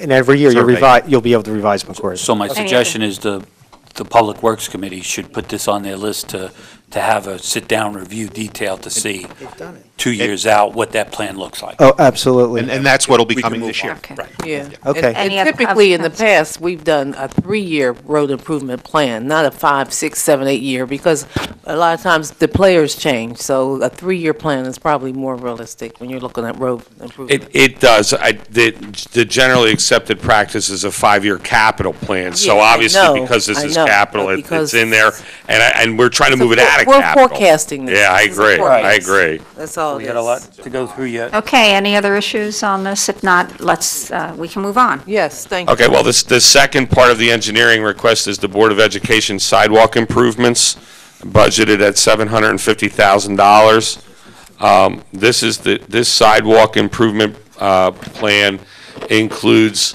a significant number of sidewalks that were identified through the engineering department and the Board of Education that are missing links, both for safety reasons and for facilitating walkers where walkers cannot walk now because of safety issues. But even where there are currently walkers, to provide a safer route to the middle school at Franklin Boulevard and Hamilton Street. And obviously, some of these sidewalks, because they go beyond the 2-mile limit for other schools, McAfee and Connerly and Hillcrest and Pine Grove Manor, those schools would also benefit in this project, which is called for in your multi-year capital plan for, I believe, 4 years at $750,000 per year for a total of $3 million. He's saying 3 years. I'm sorry, 3 years. I'm sorry, 3 years. So 2.5? 2.2. 2.25. And that is, that would address, really, at that point, all of the northern part of the town as far as the lack of sidewalks that have been identified. And these sidewalks were identified not recently, but I was actually, I believe, a sergeant in the police department at the time when we initially conducted this survey with the Board of Education. If anyone can recall when we went to a full busing district, that was when this was done. So it was quite a number of years ago. Things haven't changed. No sidewalks have been built in that time. So that's what this money is earmarked for. And that's where we would move forward on the sidewalk project. May I? May. Okay. With the sidewalks, okay, it's the Board of Education's prerogative. It seems they extend a lot of courtesy busing, meaning less than 2 miles. If kind of our agreement is we're going to fix up these sidewalks, but they're still going to bus everybody, I'm not sure. No, and I'm not saying that. What I'm saying is that there may be walkers on these routes already. Mm-hmm. They're walking in the street because there are no sidewalks. So that while some of these sidewalk installations may not reduce the number of students on buses, some may, because there are streets here that we've identified as dangerous, and now that they can walk, they'll be able to walk, and they'll be able to get them out of the buses. Mm-hmm. And those aren't courtesy buses, Mayor. Those are buses where the police department here has identified certain roads in the township as hazardous to walkers because they have no sidewalks. If sidewalks were installed, the Board of Education then could get children out of those buses and onto the sidewalks. That's the goal here as far as this sidewalk plan is concerned. It's to provide safer routes for those already walking and safe routes for those who are not. Councilman Kramer. Yeah, so I've been looking at this for years, and I've pushed for it, and we've put in, there's very little courtesy busing anymore. They used to be doing that. That's a big part of what they've cut out. But they're kids literally walking in the streets. So we're not going to save any money by paving that, but we will make them safer. No, and that's it. Thank you. Okay. Councilman Prasad. Yeah, as I recall, Councilman Kramer was the one who pushed the BOE to do an operational audit. And part of those recommendations were that they put some sidewalks and save some money on the busing. And this would be part of that. And even if we have to bond it, we would save money. And even if the BOE doesn't give us credit for it, at least there'll be more money left for our kids for other education programs. I believe they say a taxpayer dollar is a taxpayer dollar, if that's what you're saying, Councilman. Councilman Murray, did you have a comment? Did you want to make a comment? Oh, no, I'm working with the mayor, it's cool. Never mind. Okay. All right. If there are no other comments. And not to belabor things, but I just, while we're on sidewalks, in last year's capital budget presentations, and this is something that has come up very, very recently, while we did capital last year, one of your capital budget appropriations last year was a traffic signal on Claremont Road and Baylor to service the driveway of Franklin Park School. And I know that this has come up recently. However, I would just like to just touch on this briefly. Yesterday, I had a conversation with the chief traffic engineer for Somerset County, and I told him to move ahead. We did not get the grant to fund that, but we did fund it in our capital budget last year, and I gave him the go-ahead to move forward with that traffic signal installation. It's an appropriated budget item. However, after a conversation with our engineer this morning, I made a phone call to the Board of Education. As you're all aware, there is a referendum planned for the Board of Education this fall. It calls for the construction of a new elementary school on Claremont Road on the south side of Claremont Road. If that school were to be built, in all likelihood, the Board of Education would send those students who live south of Claremont Road to the new elementary school, thereby negating the need for the traffic signal because no children would be crossing Claremont Road to the existing Franklin Park School. So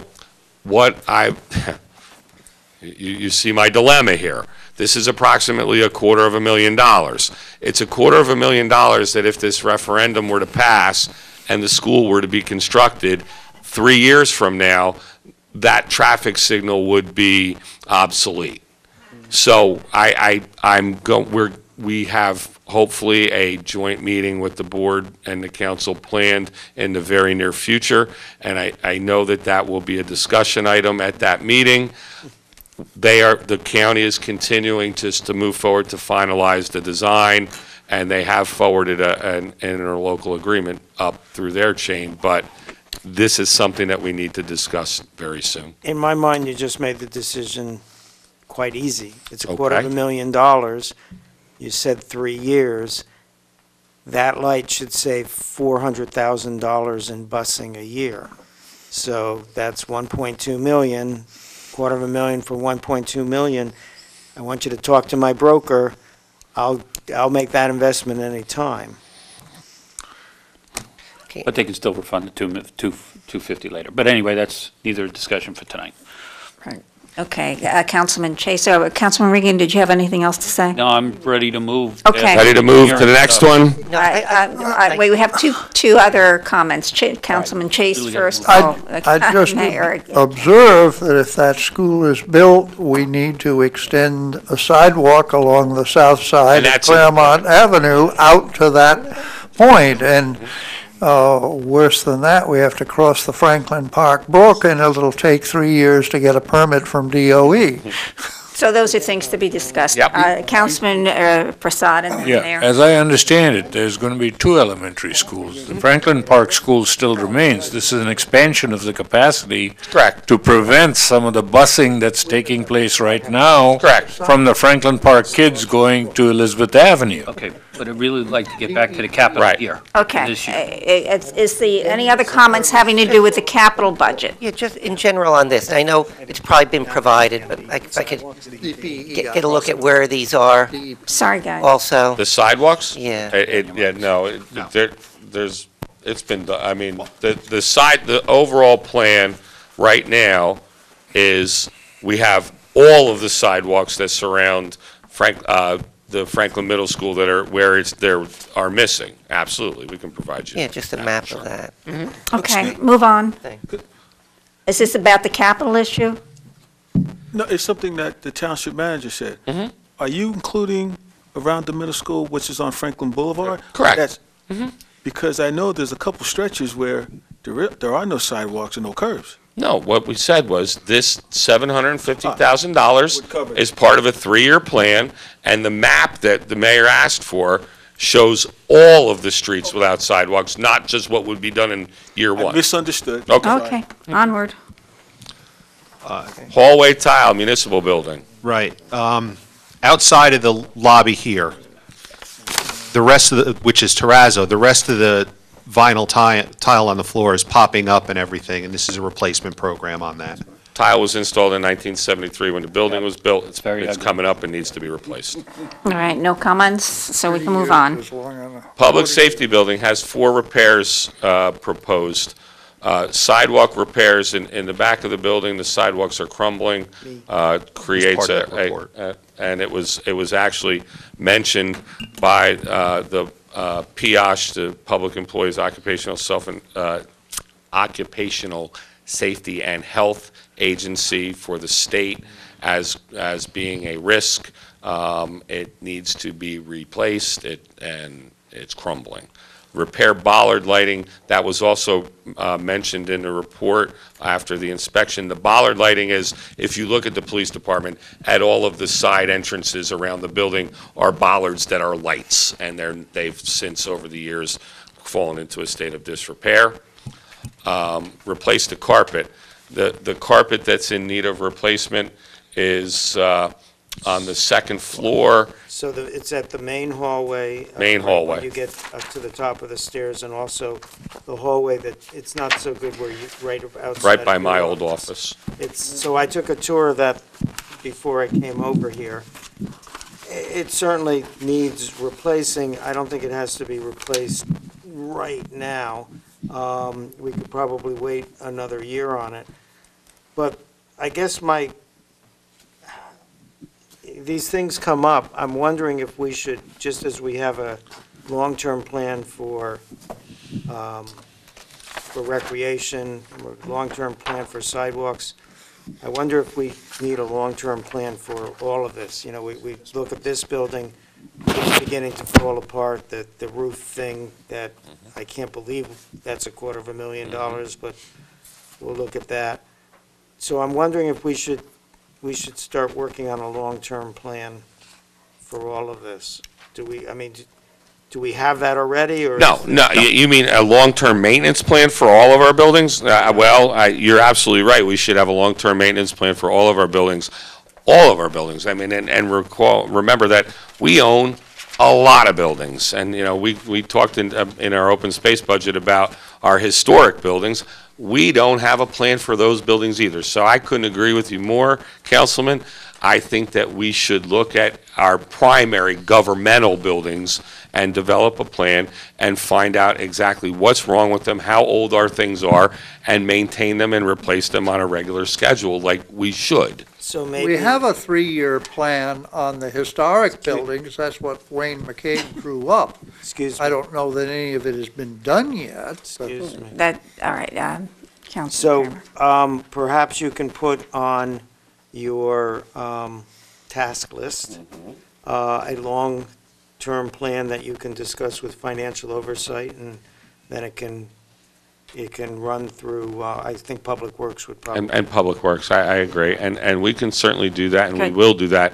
I think, though, that the items that are listed here were identified as the ones that were most immediate, and since we didn't have a plan, these are, in some cases, things that need to be done to prevent either further decay in certain circumstances or to prevent safety hazards that exist now, and that's like the sidewalks behind the police station. So and the thing I cut you off before you got to was painting the metal windows. Yes. Trim. So the carpet's 30,000, the trim's 11,000. I personally would like to hold off on those two items. Just my thought. Right, I would support the first two. And I've been in the public safety building, did see the carpet. It is kind of ugly looking, but unlike the tiles here where a lot of our public sees that, I'm hoping that we can defer the 30 and the 11 to next year. And in financial oversight, for the benefit of the rest of the council, we did discuss these two particular items with the chief of police and with the director of public works, and we were all in agreement, I believe, that they could be held off for a year. Okay. Before we move forward, I just would like to make a suggestion to the rest of the council, just a thought, since this is a very long process and there are an awful lot more to discuss. Could we perhaps do this by exception? Are there perhaps? I mean, I think I can bring up ones that through financial oversight's vetting, we identified as potentially not necessary. Okay, I don't want to usurp anybody else's thought process. I just thought it might be easier to move it along that way. Please. Is everyone okay with that? Yeah. Okay.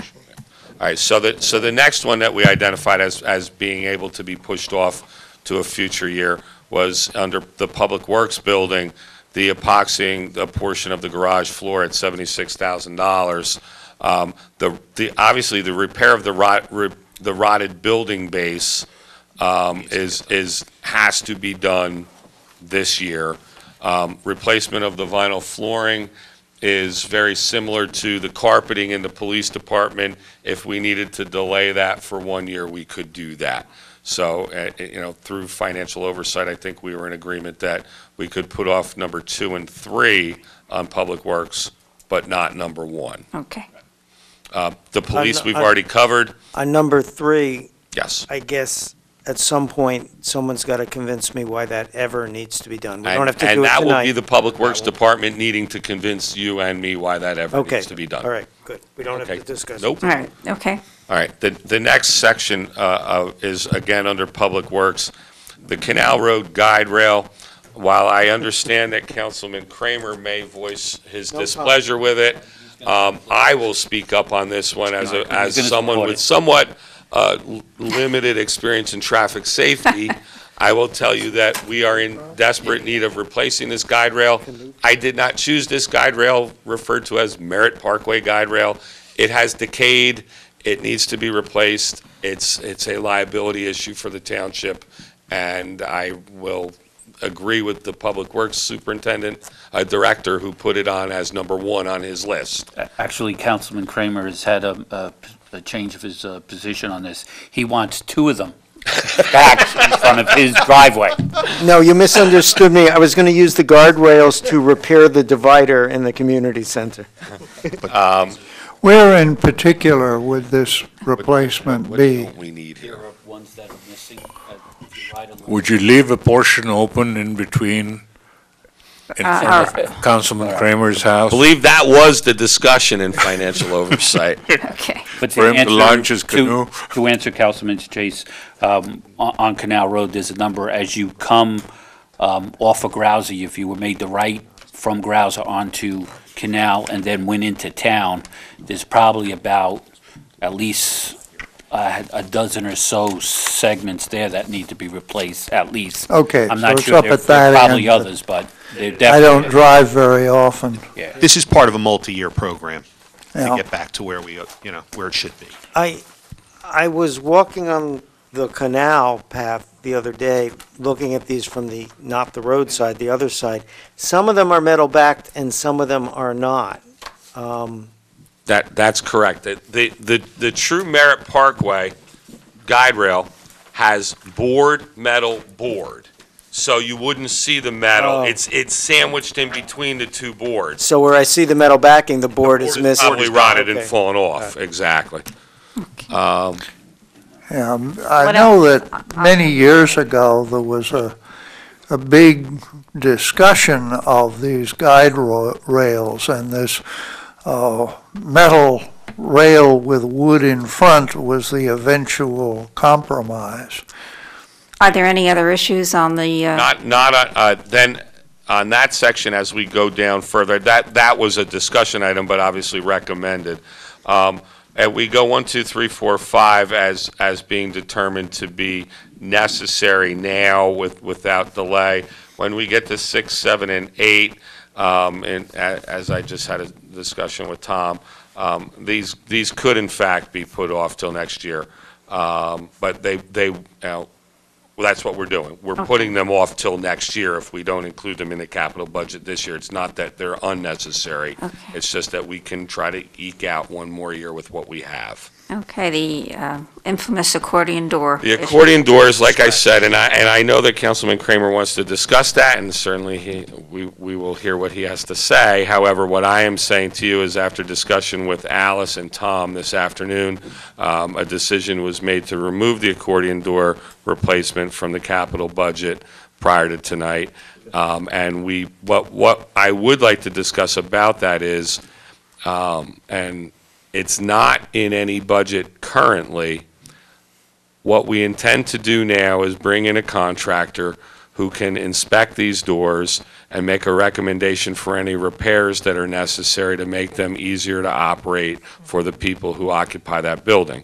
When I get that number, I'm going to insert it into the budget as an OE line item to make the repairs to this, and obviously, we have to fix whatever it is that's causing the problem here. Obviously, I don't expect it to be anywhere near the cost of Yeah, replacement. that leaves me a little concerned because there was such a strong feeling it had to be replaced, and now we're talking something entirely different. I lose confidence when I hear something like Well, that. I be honest with you, I didn't inspect them. So I can't tell you what the problem is. I can only tell you, as you heard when you were at the meeting with me, with the Right. Senior Advisory Council, that there was a very strong opinion that they were not functioning properly and needed to be replaced. That was the first I heard of it. So I went there, and I can move the doors, and Alice could move the doors. Of course, Alice is a lot stronger than I am. But even I could move the doors.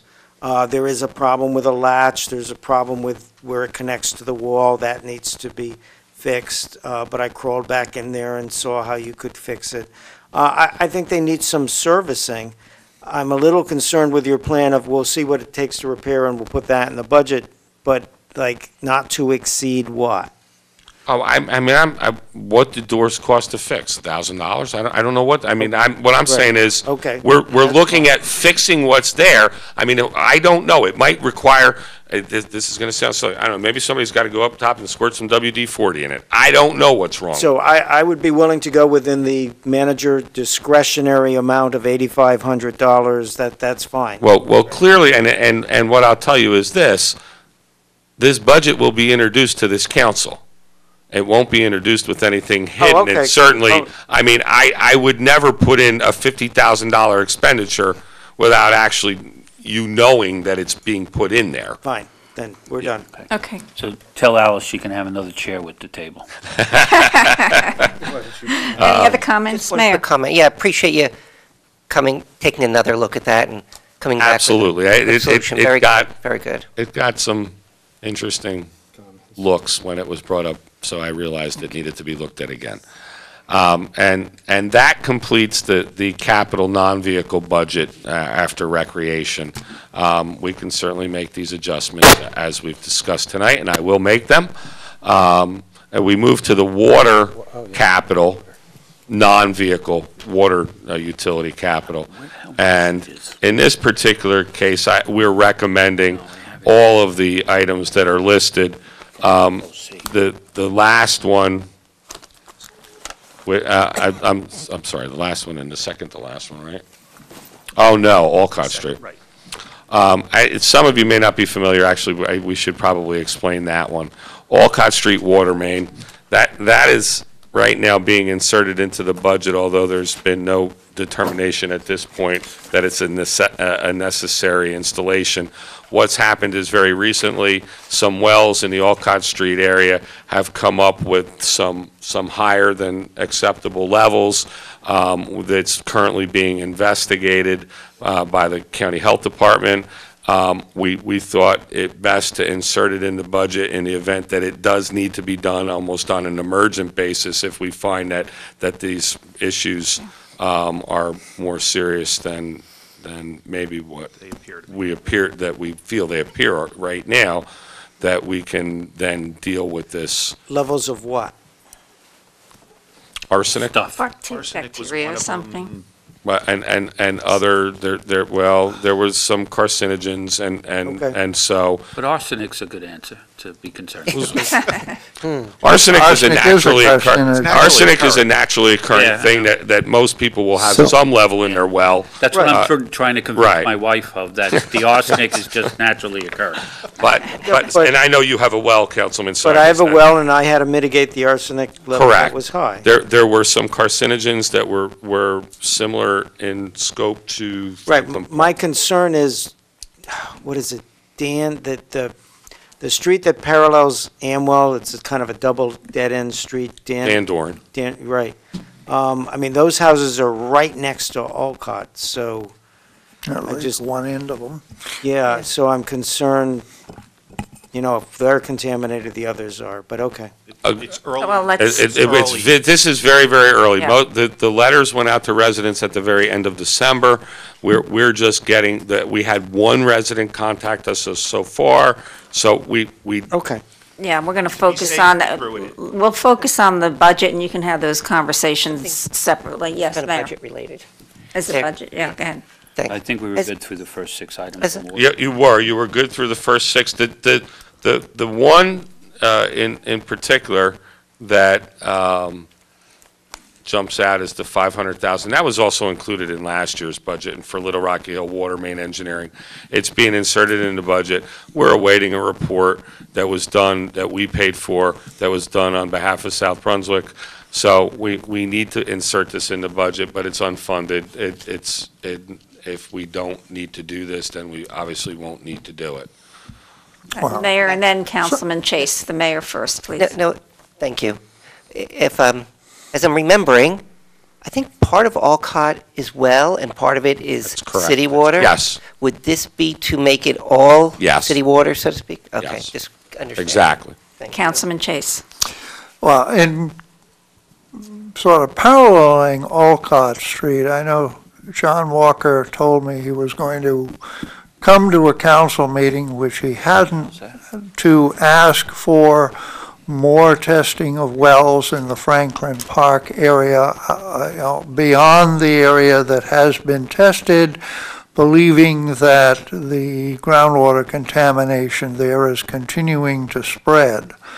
And I think there's been at least one house beyond the previously tested area that has found the, I guess it's mainly trichloroethylene in the water. So, Are you requesting an expansion of the process, Councilman?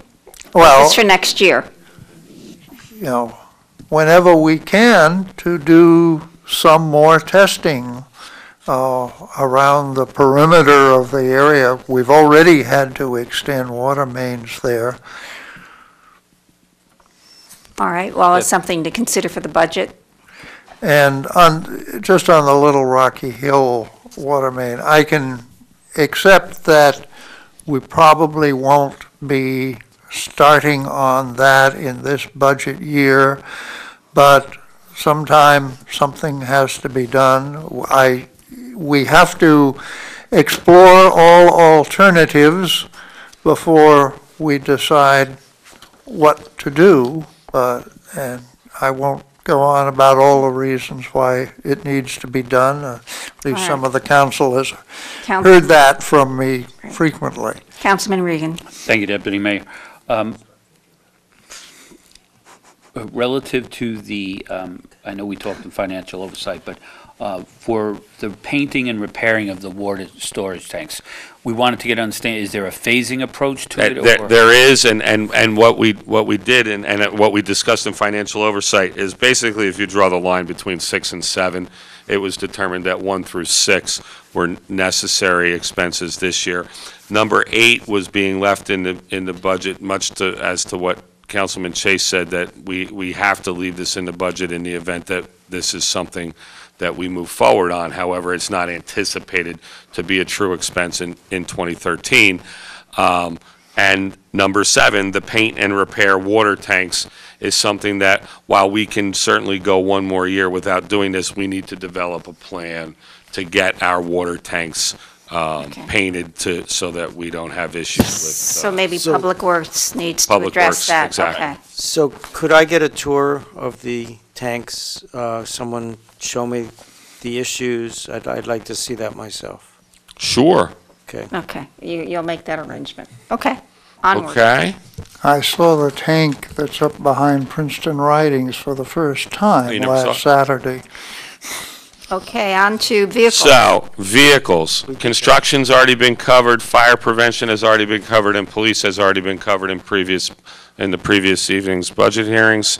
So we move to Public Works, which is requesting 2 large dump trucks, 3 pickup trucks, and 2 mason dumps. The 2 large dump, the 2 large,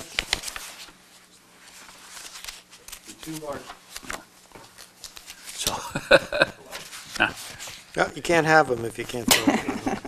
This one works fine. So if we go with 2 large. 2 large dump trucks are replacing 3 dump trucks, actually. So we're going from 3 down to 2. The replacement is of a 1990, a 1995, and a 1995 dump truck on that. The 3 pickup trucks are replacing a 94, a 95, and a 98.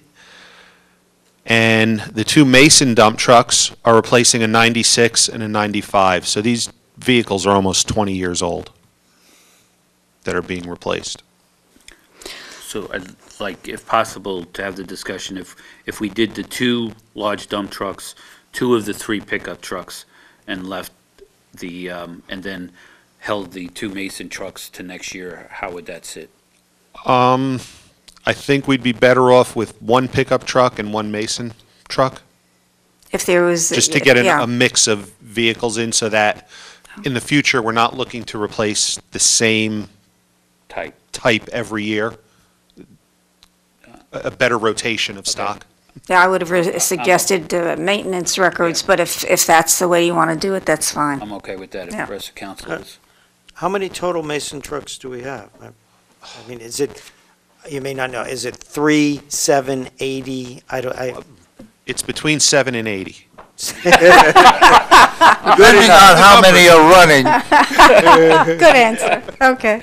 No, see, It's about 20. 20, okay. All right. So the answer is, how are we going to do this? What was your preference? Two large, 1 and 1. Okay, That actually wasn't his preference, that was our preference, he's gone along with it. oh, okay. I don't When want to hold 'em, know when to fold 'em. Yeah, I didn't want to. Okay. So from 7 vehicles, we're down to 4. Yes. Okay, So we actually just. all right. Next up is water vehicles. The first, 1, 2, 3, 4, were all approved last year in the budget, but due to all things going on, were never gotten around to being ordered or set up, funding for, so. Oh, the funding wasn't set up for it. Right. Okay. How does, I'm not pointing a finger, I'm not yelling at anyone, but how does that happen? I mean, Well, the budget didn't get approved till July. At that point, there was a lot of other things going on within the township, and wasn't getting back to people. okay. And if, Mayor, thank you, yes. Deputy Mayor. Well, does that mean the money's sitting Excuse me. around from last year? No, this money was never set up. Quick. That's the problem.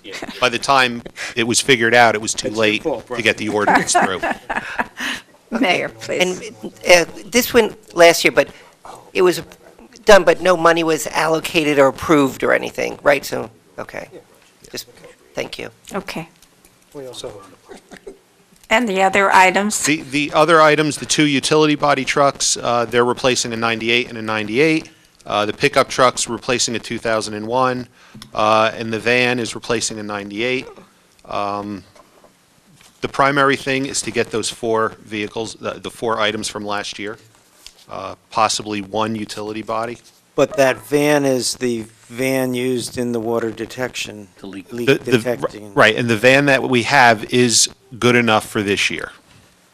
But we're talking about getting a second one, aren't we? No. Oh. No.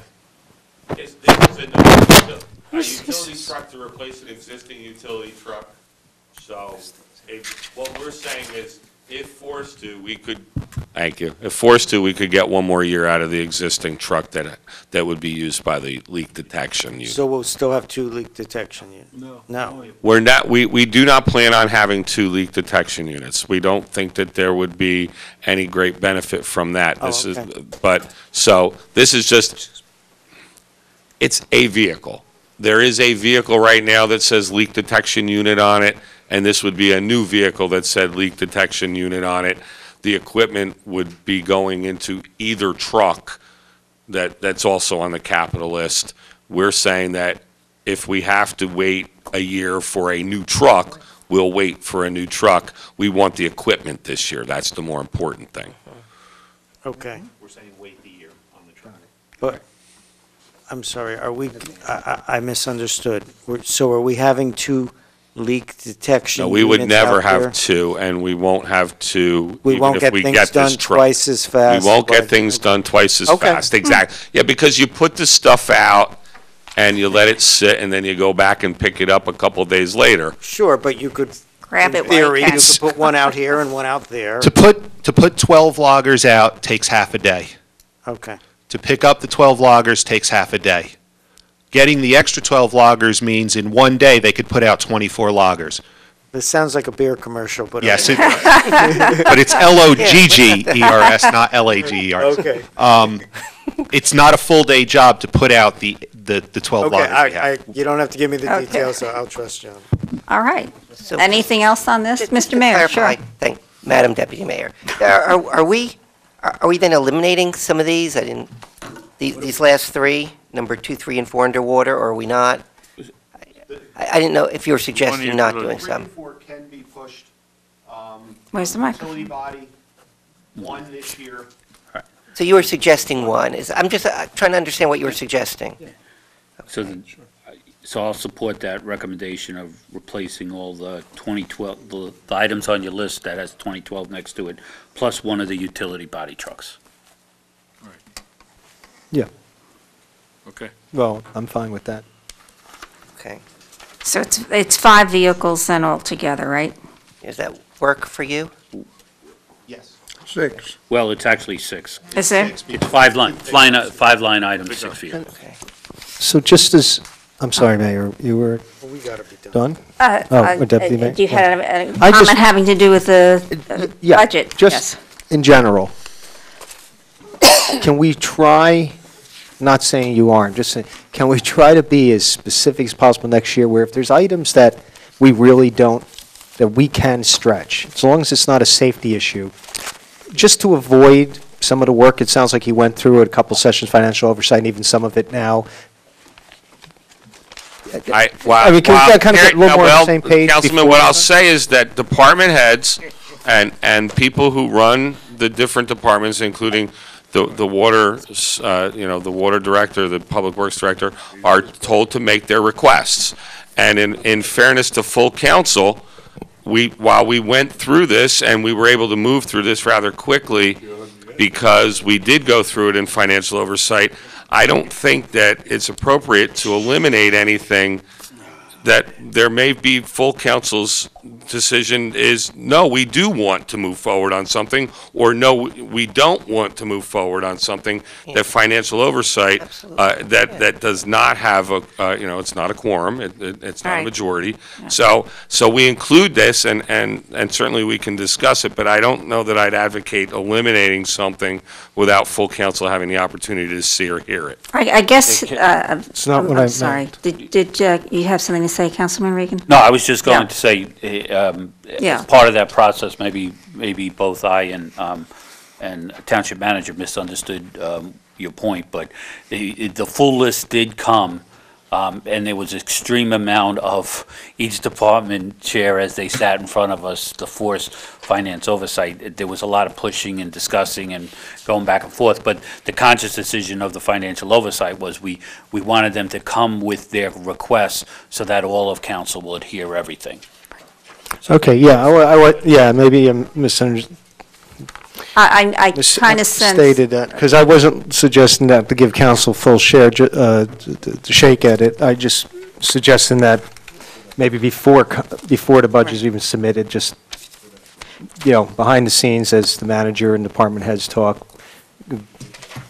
get a little more practical approach as to what we're looking to fund the budget. And I'm assuming what you're saying, it has to be those that are absolutely necessary, absolutely necessary. If you can say you can make it go another year or so, then it shouldn't be on this list.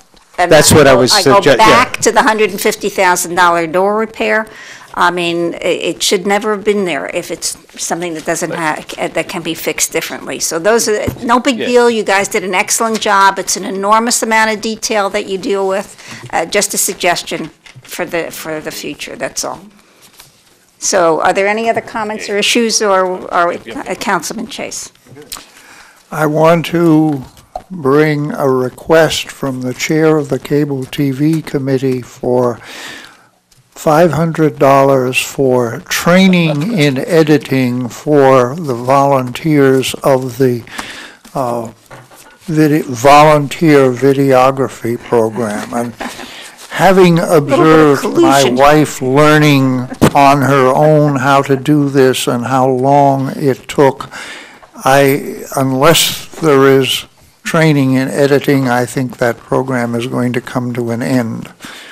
I second it. So, will you consider that and get back to Councilman Chase and the chairperson of the... I'm quite certain in our rather significantly sized budget, I can find $500 somewhere to provide that training, so I'm sure that we can. I heard Van Success. donate that it was coming from She said no? Her budget? My hand, I saw. All right. So that would conclude Mr. Zelenik. However, it doesn't conclude us. I believe there's one last thing on the agenda tonight, and that would be other lines of revenue. So if we could slide over here. Is there something in our book? Thank you, Tom. And on page 1. Page 1 is the calendar year 2013 revenue budget. We haven't really discussed very much about revenue. We've talked a whole lot over the last 2 nights about spending money. We have to discuss a little bit about making money. Page number 1. Page 1. Page you late? Okay.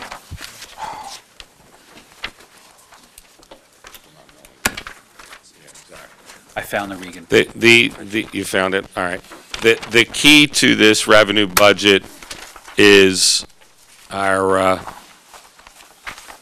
anticipated use of fund balance for 2013, as well as our anticipated increase in the tax rate based on the need for revenue generated by local tax for municipal purposes, which is the big chunk of our budget revenue.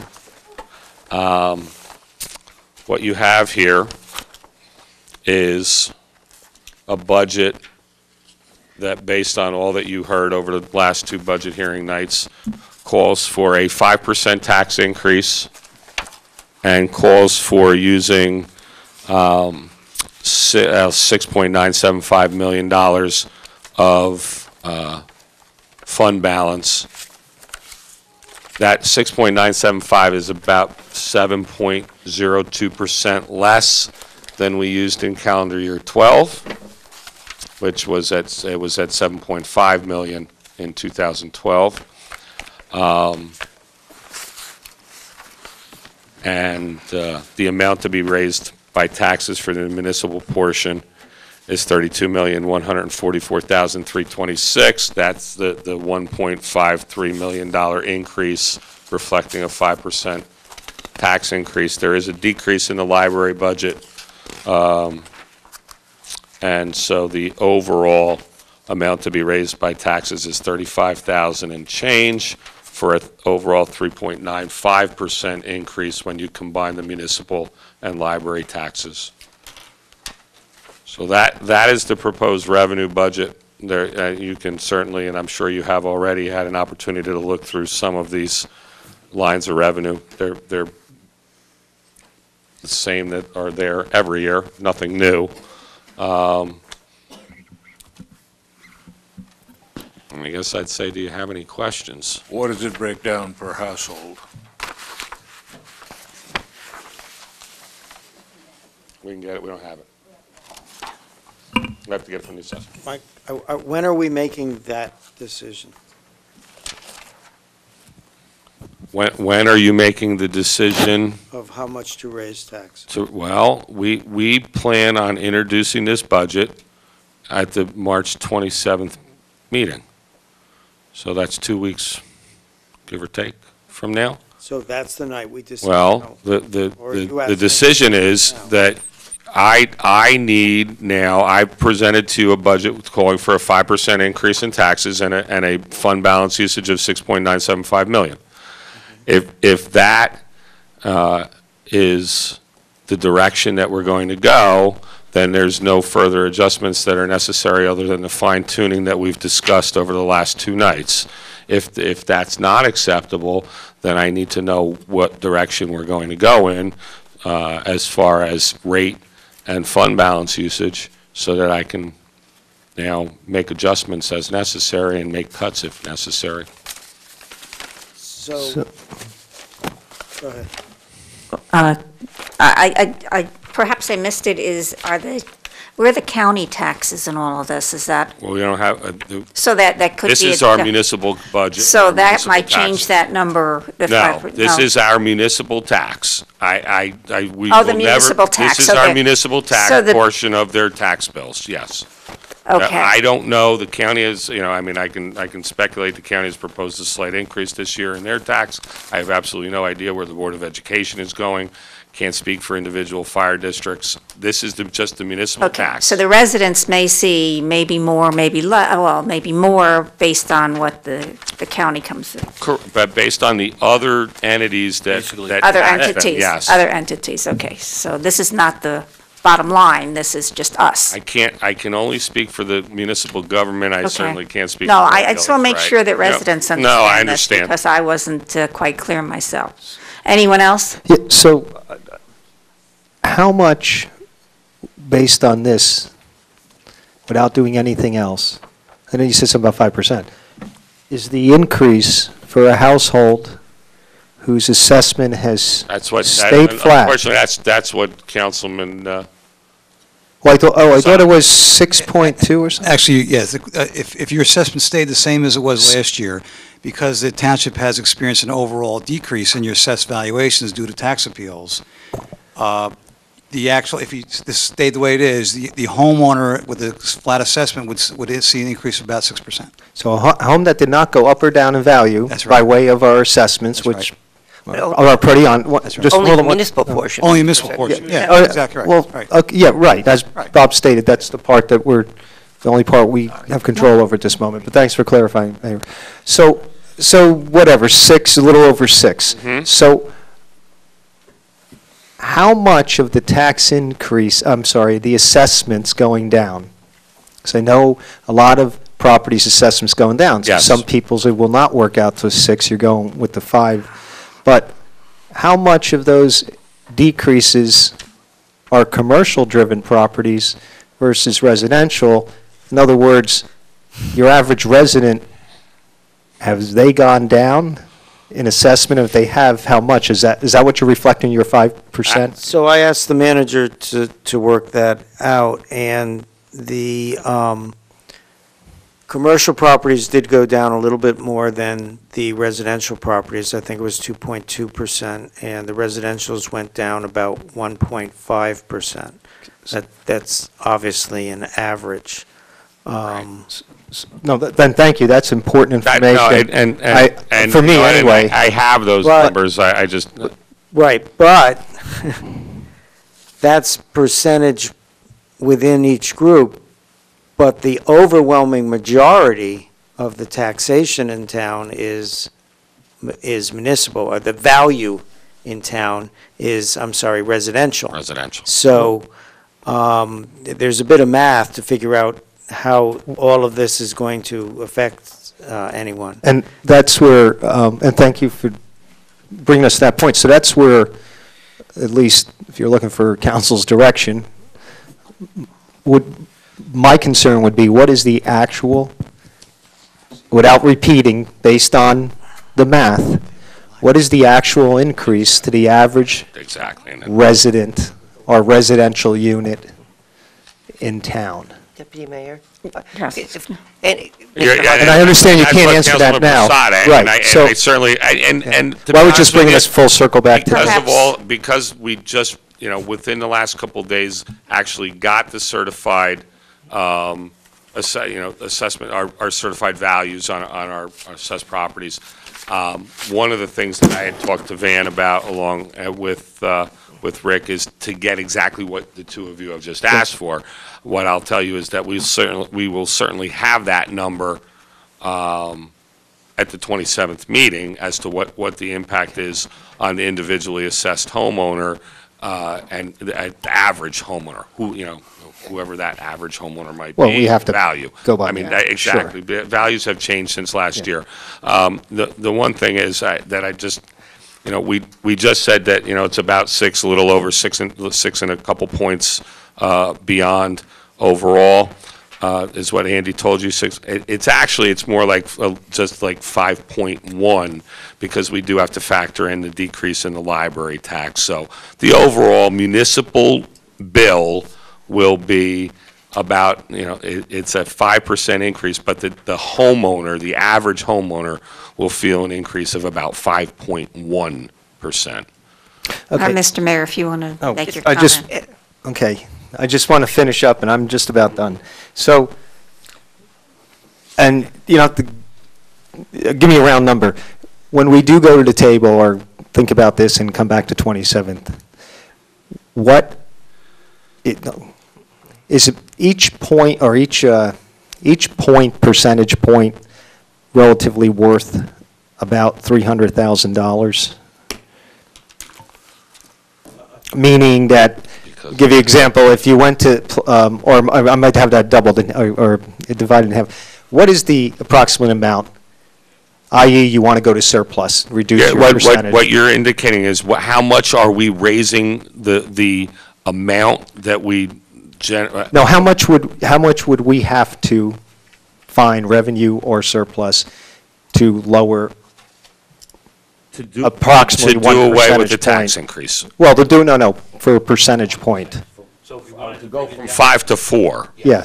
What would that do to the 300,000, yeah, no, right, okay. So 300,000 was the correct amount, and 600,000 would be 2%. Understanding we just can't dig away, I know that. I just wanted to see. To get to the highest, at 5%, we're raising this much more, right, exactly. Okay, and then the last question is the liquor license and the Yes. revenue. Yes. Is that one that you're mentioning there, the one that I think we just bidded, or is it one we just, because I know we're in the bidding process, what I'm wondering is, It's did we one want that we anticipate selling this year. Okay, is that the one that is That we just presently went out out to to bid? bid for. So we can add selling another liquor license. Absolutely. And increase that that will- line of revenue by assuming we got Whatever a the minimum minimum bid bid of is. 200 or more, we can increase that by a $200,000 revenue line. And that would be unanticipated revenue at this point, because while we do expect, and it's so, exactly, it won't, we won't include it in the budget. But what I will tell you is just with my own knowledge right now of this situation is that there's a good likelihood that your manager will be recommending that you put another one up for sale after this one is sold, because there is a good likelihood that there is another buyer out there that is interested in purchasing a liquor license. So but that revenue will not be included in this budget, because that sale would have to be closed before the budget was adopted, and that won't happen. The other one should, okay. All right. That's all, just Okay, Mr. Mayor. Okay, Mr. Hodge, if you can indulge me in a quick down and dirty to answer the question. Okay. The municipal budget's about 1/6 of the property tax bill. Okay. That's okay? So if someone's taxes were, their total property tax, all else being equal, were $6,000, our piece would be $1,000. If it went up 5%, that would be $50. That can be a nice down and dirty what someone might pay. Okay, that's all. All right. Any other comments, questions?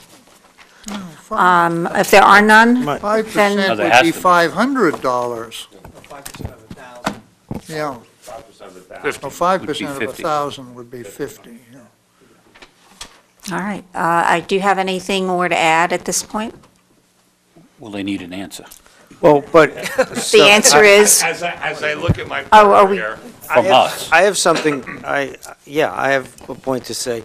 I know you're looking for an answer, but I think until you answer Mr. Vassinella's question of how much is it per household, I'm not willing to, and you're not going to have an answer, and that's okay. Well, But I'm not, so wait, maybe Mr. Vornlocker, may I finish my statement? Thank you. You know, what I would want to see in order to do this is, first of all, we've cut some things out. I know that's not a huge amount, but we've cut some things out, so I'd like a new line, or not line item, but a new total there. And I'd like to see what that reflects on various amounts that we change, various percentages. And I know we have the model, because I helped push for it, to see what the long-term consequence is. I think we have to discuss this at the next meeting. I don't think we can make this, I don't feel I have enough information to make that final decision right now. I mean, is that going to make it impossible to get our budget in on time, or? No, I don't think it'll make it impossible to get our budget in on time. We won't introduce on the 27th. We'll introduce on the first meeting of April, which is fine. It was a toss-up between the two. Okay. And I don't disagree with you at all. In fact, one of the discussions that Andy and I had was the benefits of the 27th versus the first meeting of April. And it would sound, and I think I agree, that there are open-ended questions right now, and we'll make it a discussion item on the 27th on some of these open-ended items, and we'll look to introduce the budget in the first meeting of April.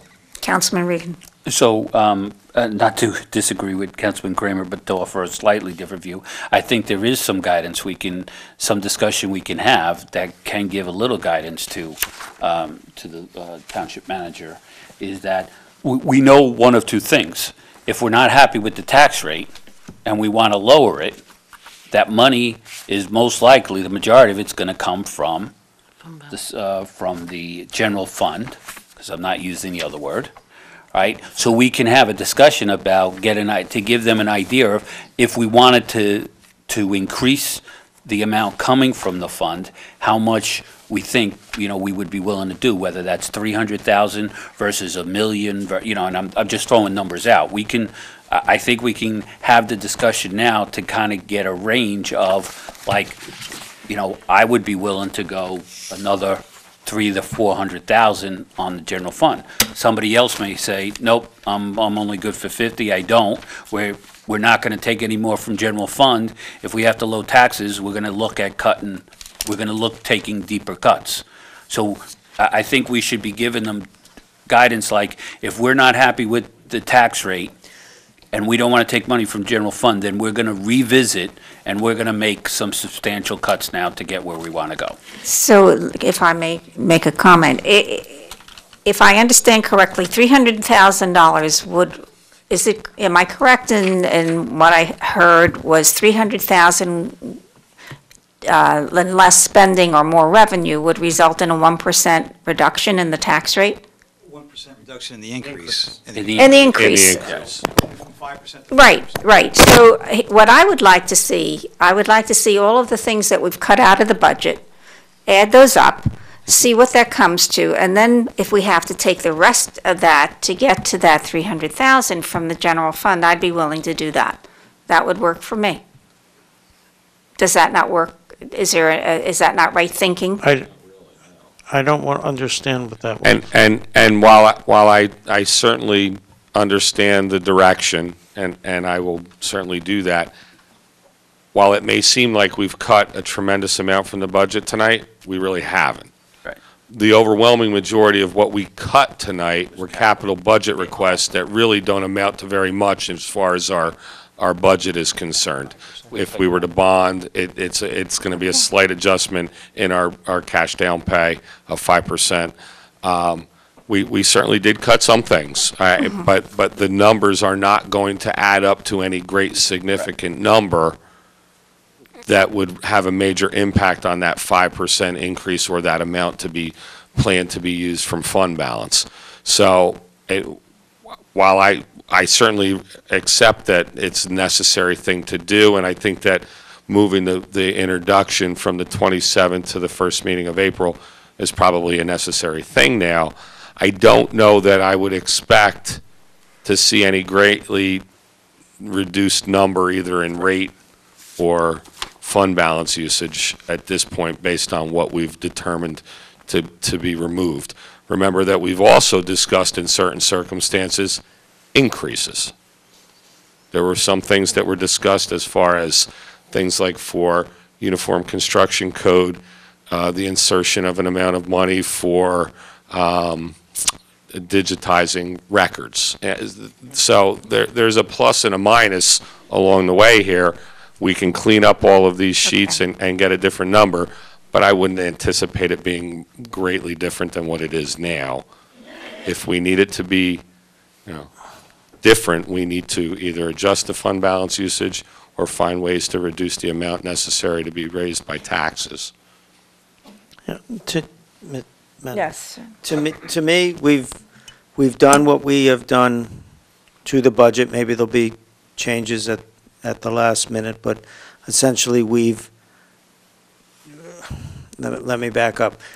What I don't like about what's going on in Washington is people are arguing revenue or cutting spending. The balanced approach is what I've wanted, and we've done half of that balance. We've cut where we've thought we could cut. The rest of the equation is how much to raise taxes versus how much do we take out of surplus. And to me, the two things that help me determine that are how much pain it is to the taxpayer versus what is the long-term effect? Where does this leave us in eventually balancing our overall spending versus our overall income, and that we have no longer a structural deficit? And that's what I'm hoping that Mr. Hodgelick can provide us, or I'll work with him to provide it. And so we'll know that, and people will make a sound judgment from, okay, reduce the pain, I'm willing to let this take longer, or no, we've got to fix this sooner. So I think we need that information. Councilman Wright. Oh, is there a response? We had discussed about, some of this at the Financial Oversight Committee. In terms of the utilization, and we've referred to it in the Financial Oversight Committee as the burn rate, how fast fund balance is being depleted over a course of time. In our models, we've thought maybe it would be about $2.5 to $3 million a year that we would be decreasing our fund balance. The experience in 2012 was favorable to that. We utilized $7.5 million in the budget. We actually earned back 6.2, so actually we only burned $1.3 million in 2012. So we started out the fund year with approximately 20 million. We're down to 18 and change. I don't think that our burn rate is probably going to be in the neighborhood of between $2 to $3 million going forward. I got to congratulate this council. You have been wonderful in terms of the stewardship of the finances of the township. A lot of this is just crystal ball. You just don't know. And what the really big issue that we don't know, we won't have our hands around is the tax appeals. There are some big numbers out there that we could experience that would really impact the fund balance. If that doesn't happen, then we'll be in a better position. Right now, our models, Councilman Kramer, we're predicting somewhere between $2 and $3 million that we would fall off based on our models. But we could have more favorable results, or we could have worse results. So it's hard to predict, unfortunately.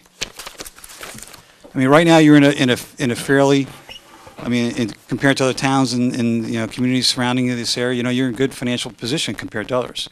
But my point is, if we say reduce it 1% or keep it where it is, I know we can't predict, but I don't think people here, including myself, understand exactly what that means, or understands what that means even within the crystal ball prediction.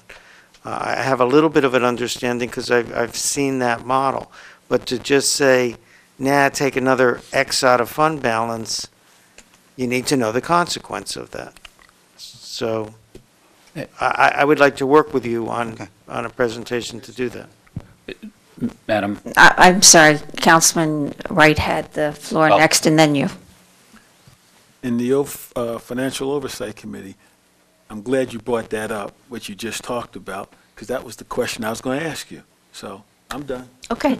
Councilman Regan. So, in finance oversight, we did get a spreadsheet analysis from Andy and Van that said, hey, if we actually did 7.28%, including the waivers this year, that, our fund balance would be, roughly 15 million at the end of 2017.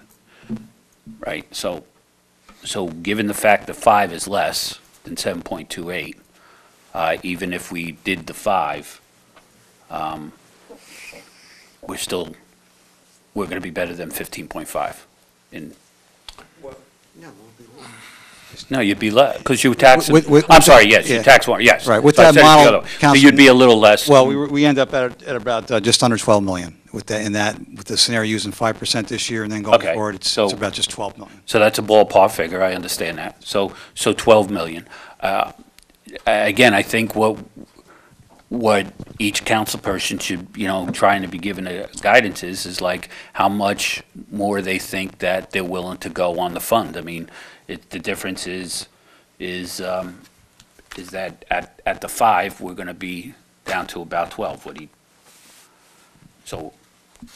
Just one other element to add into the equation, and Councilman Kramer brought this up, and I made a statement about it, but you've never done this before, but if you ever got the water utility back to on its strong footing, and it was producing, surpluses, you could take some of that money from water and subsidize the current fund with those revenues. So that's just, that's another possibility out there in terms of revenue stream.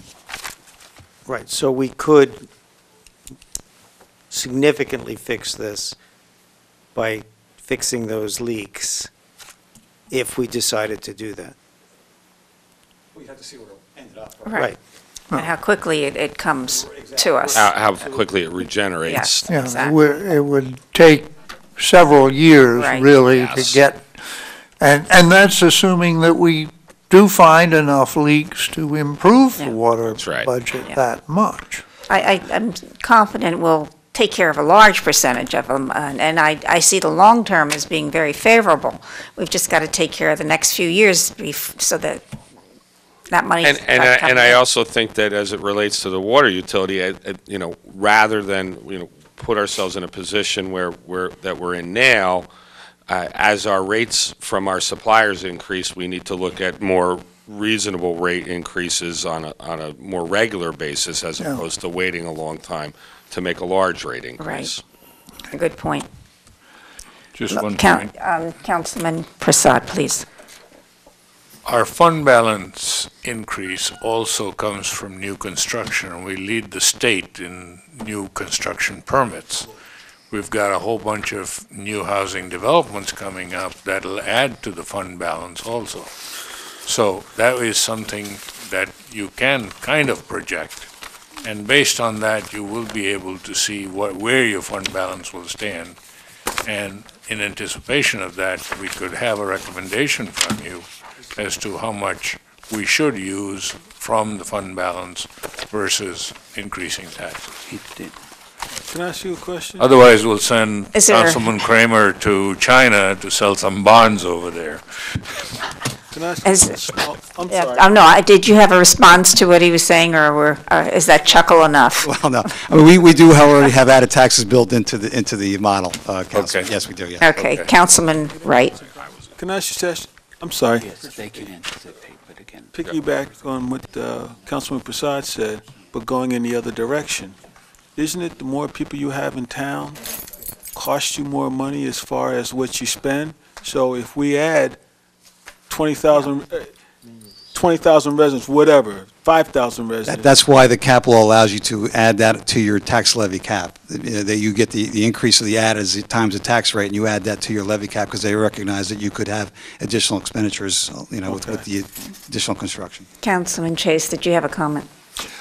As I understand it, the two big sources of uncertainty are, on the one hand, how much will we have to spend because of tax appeals?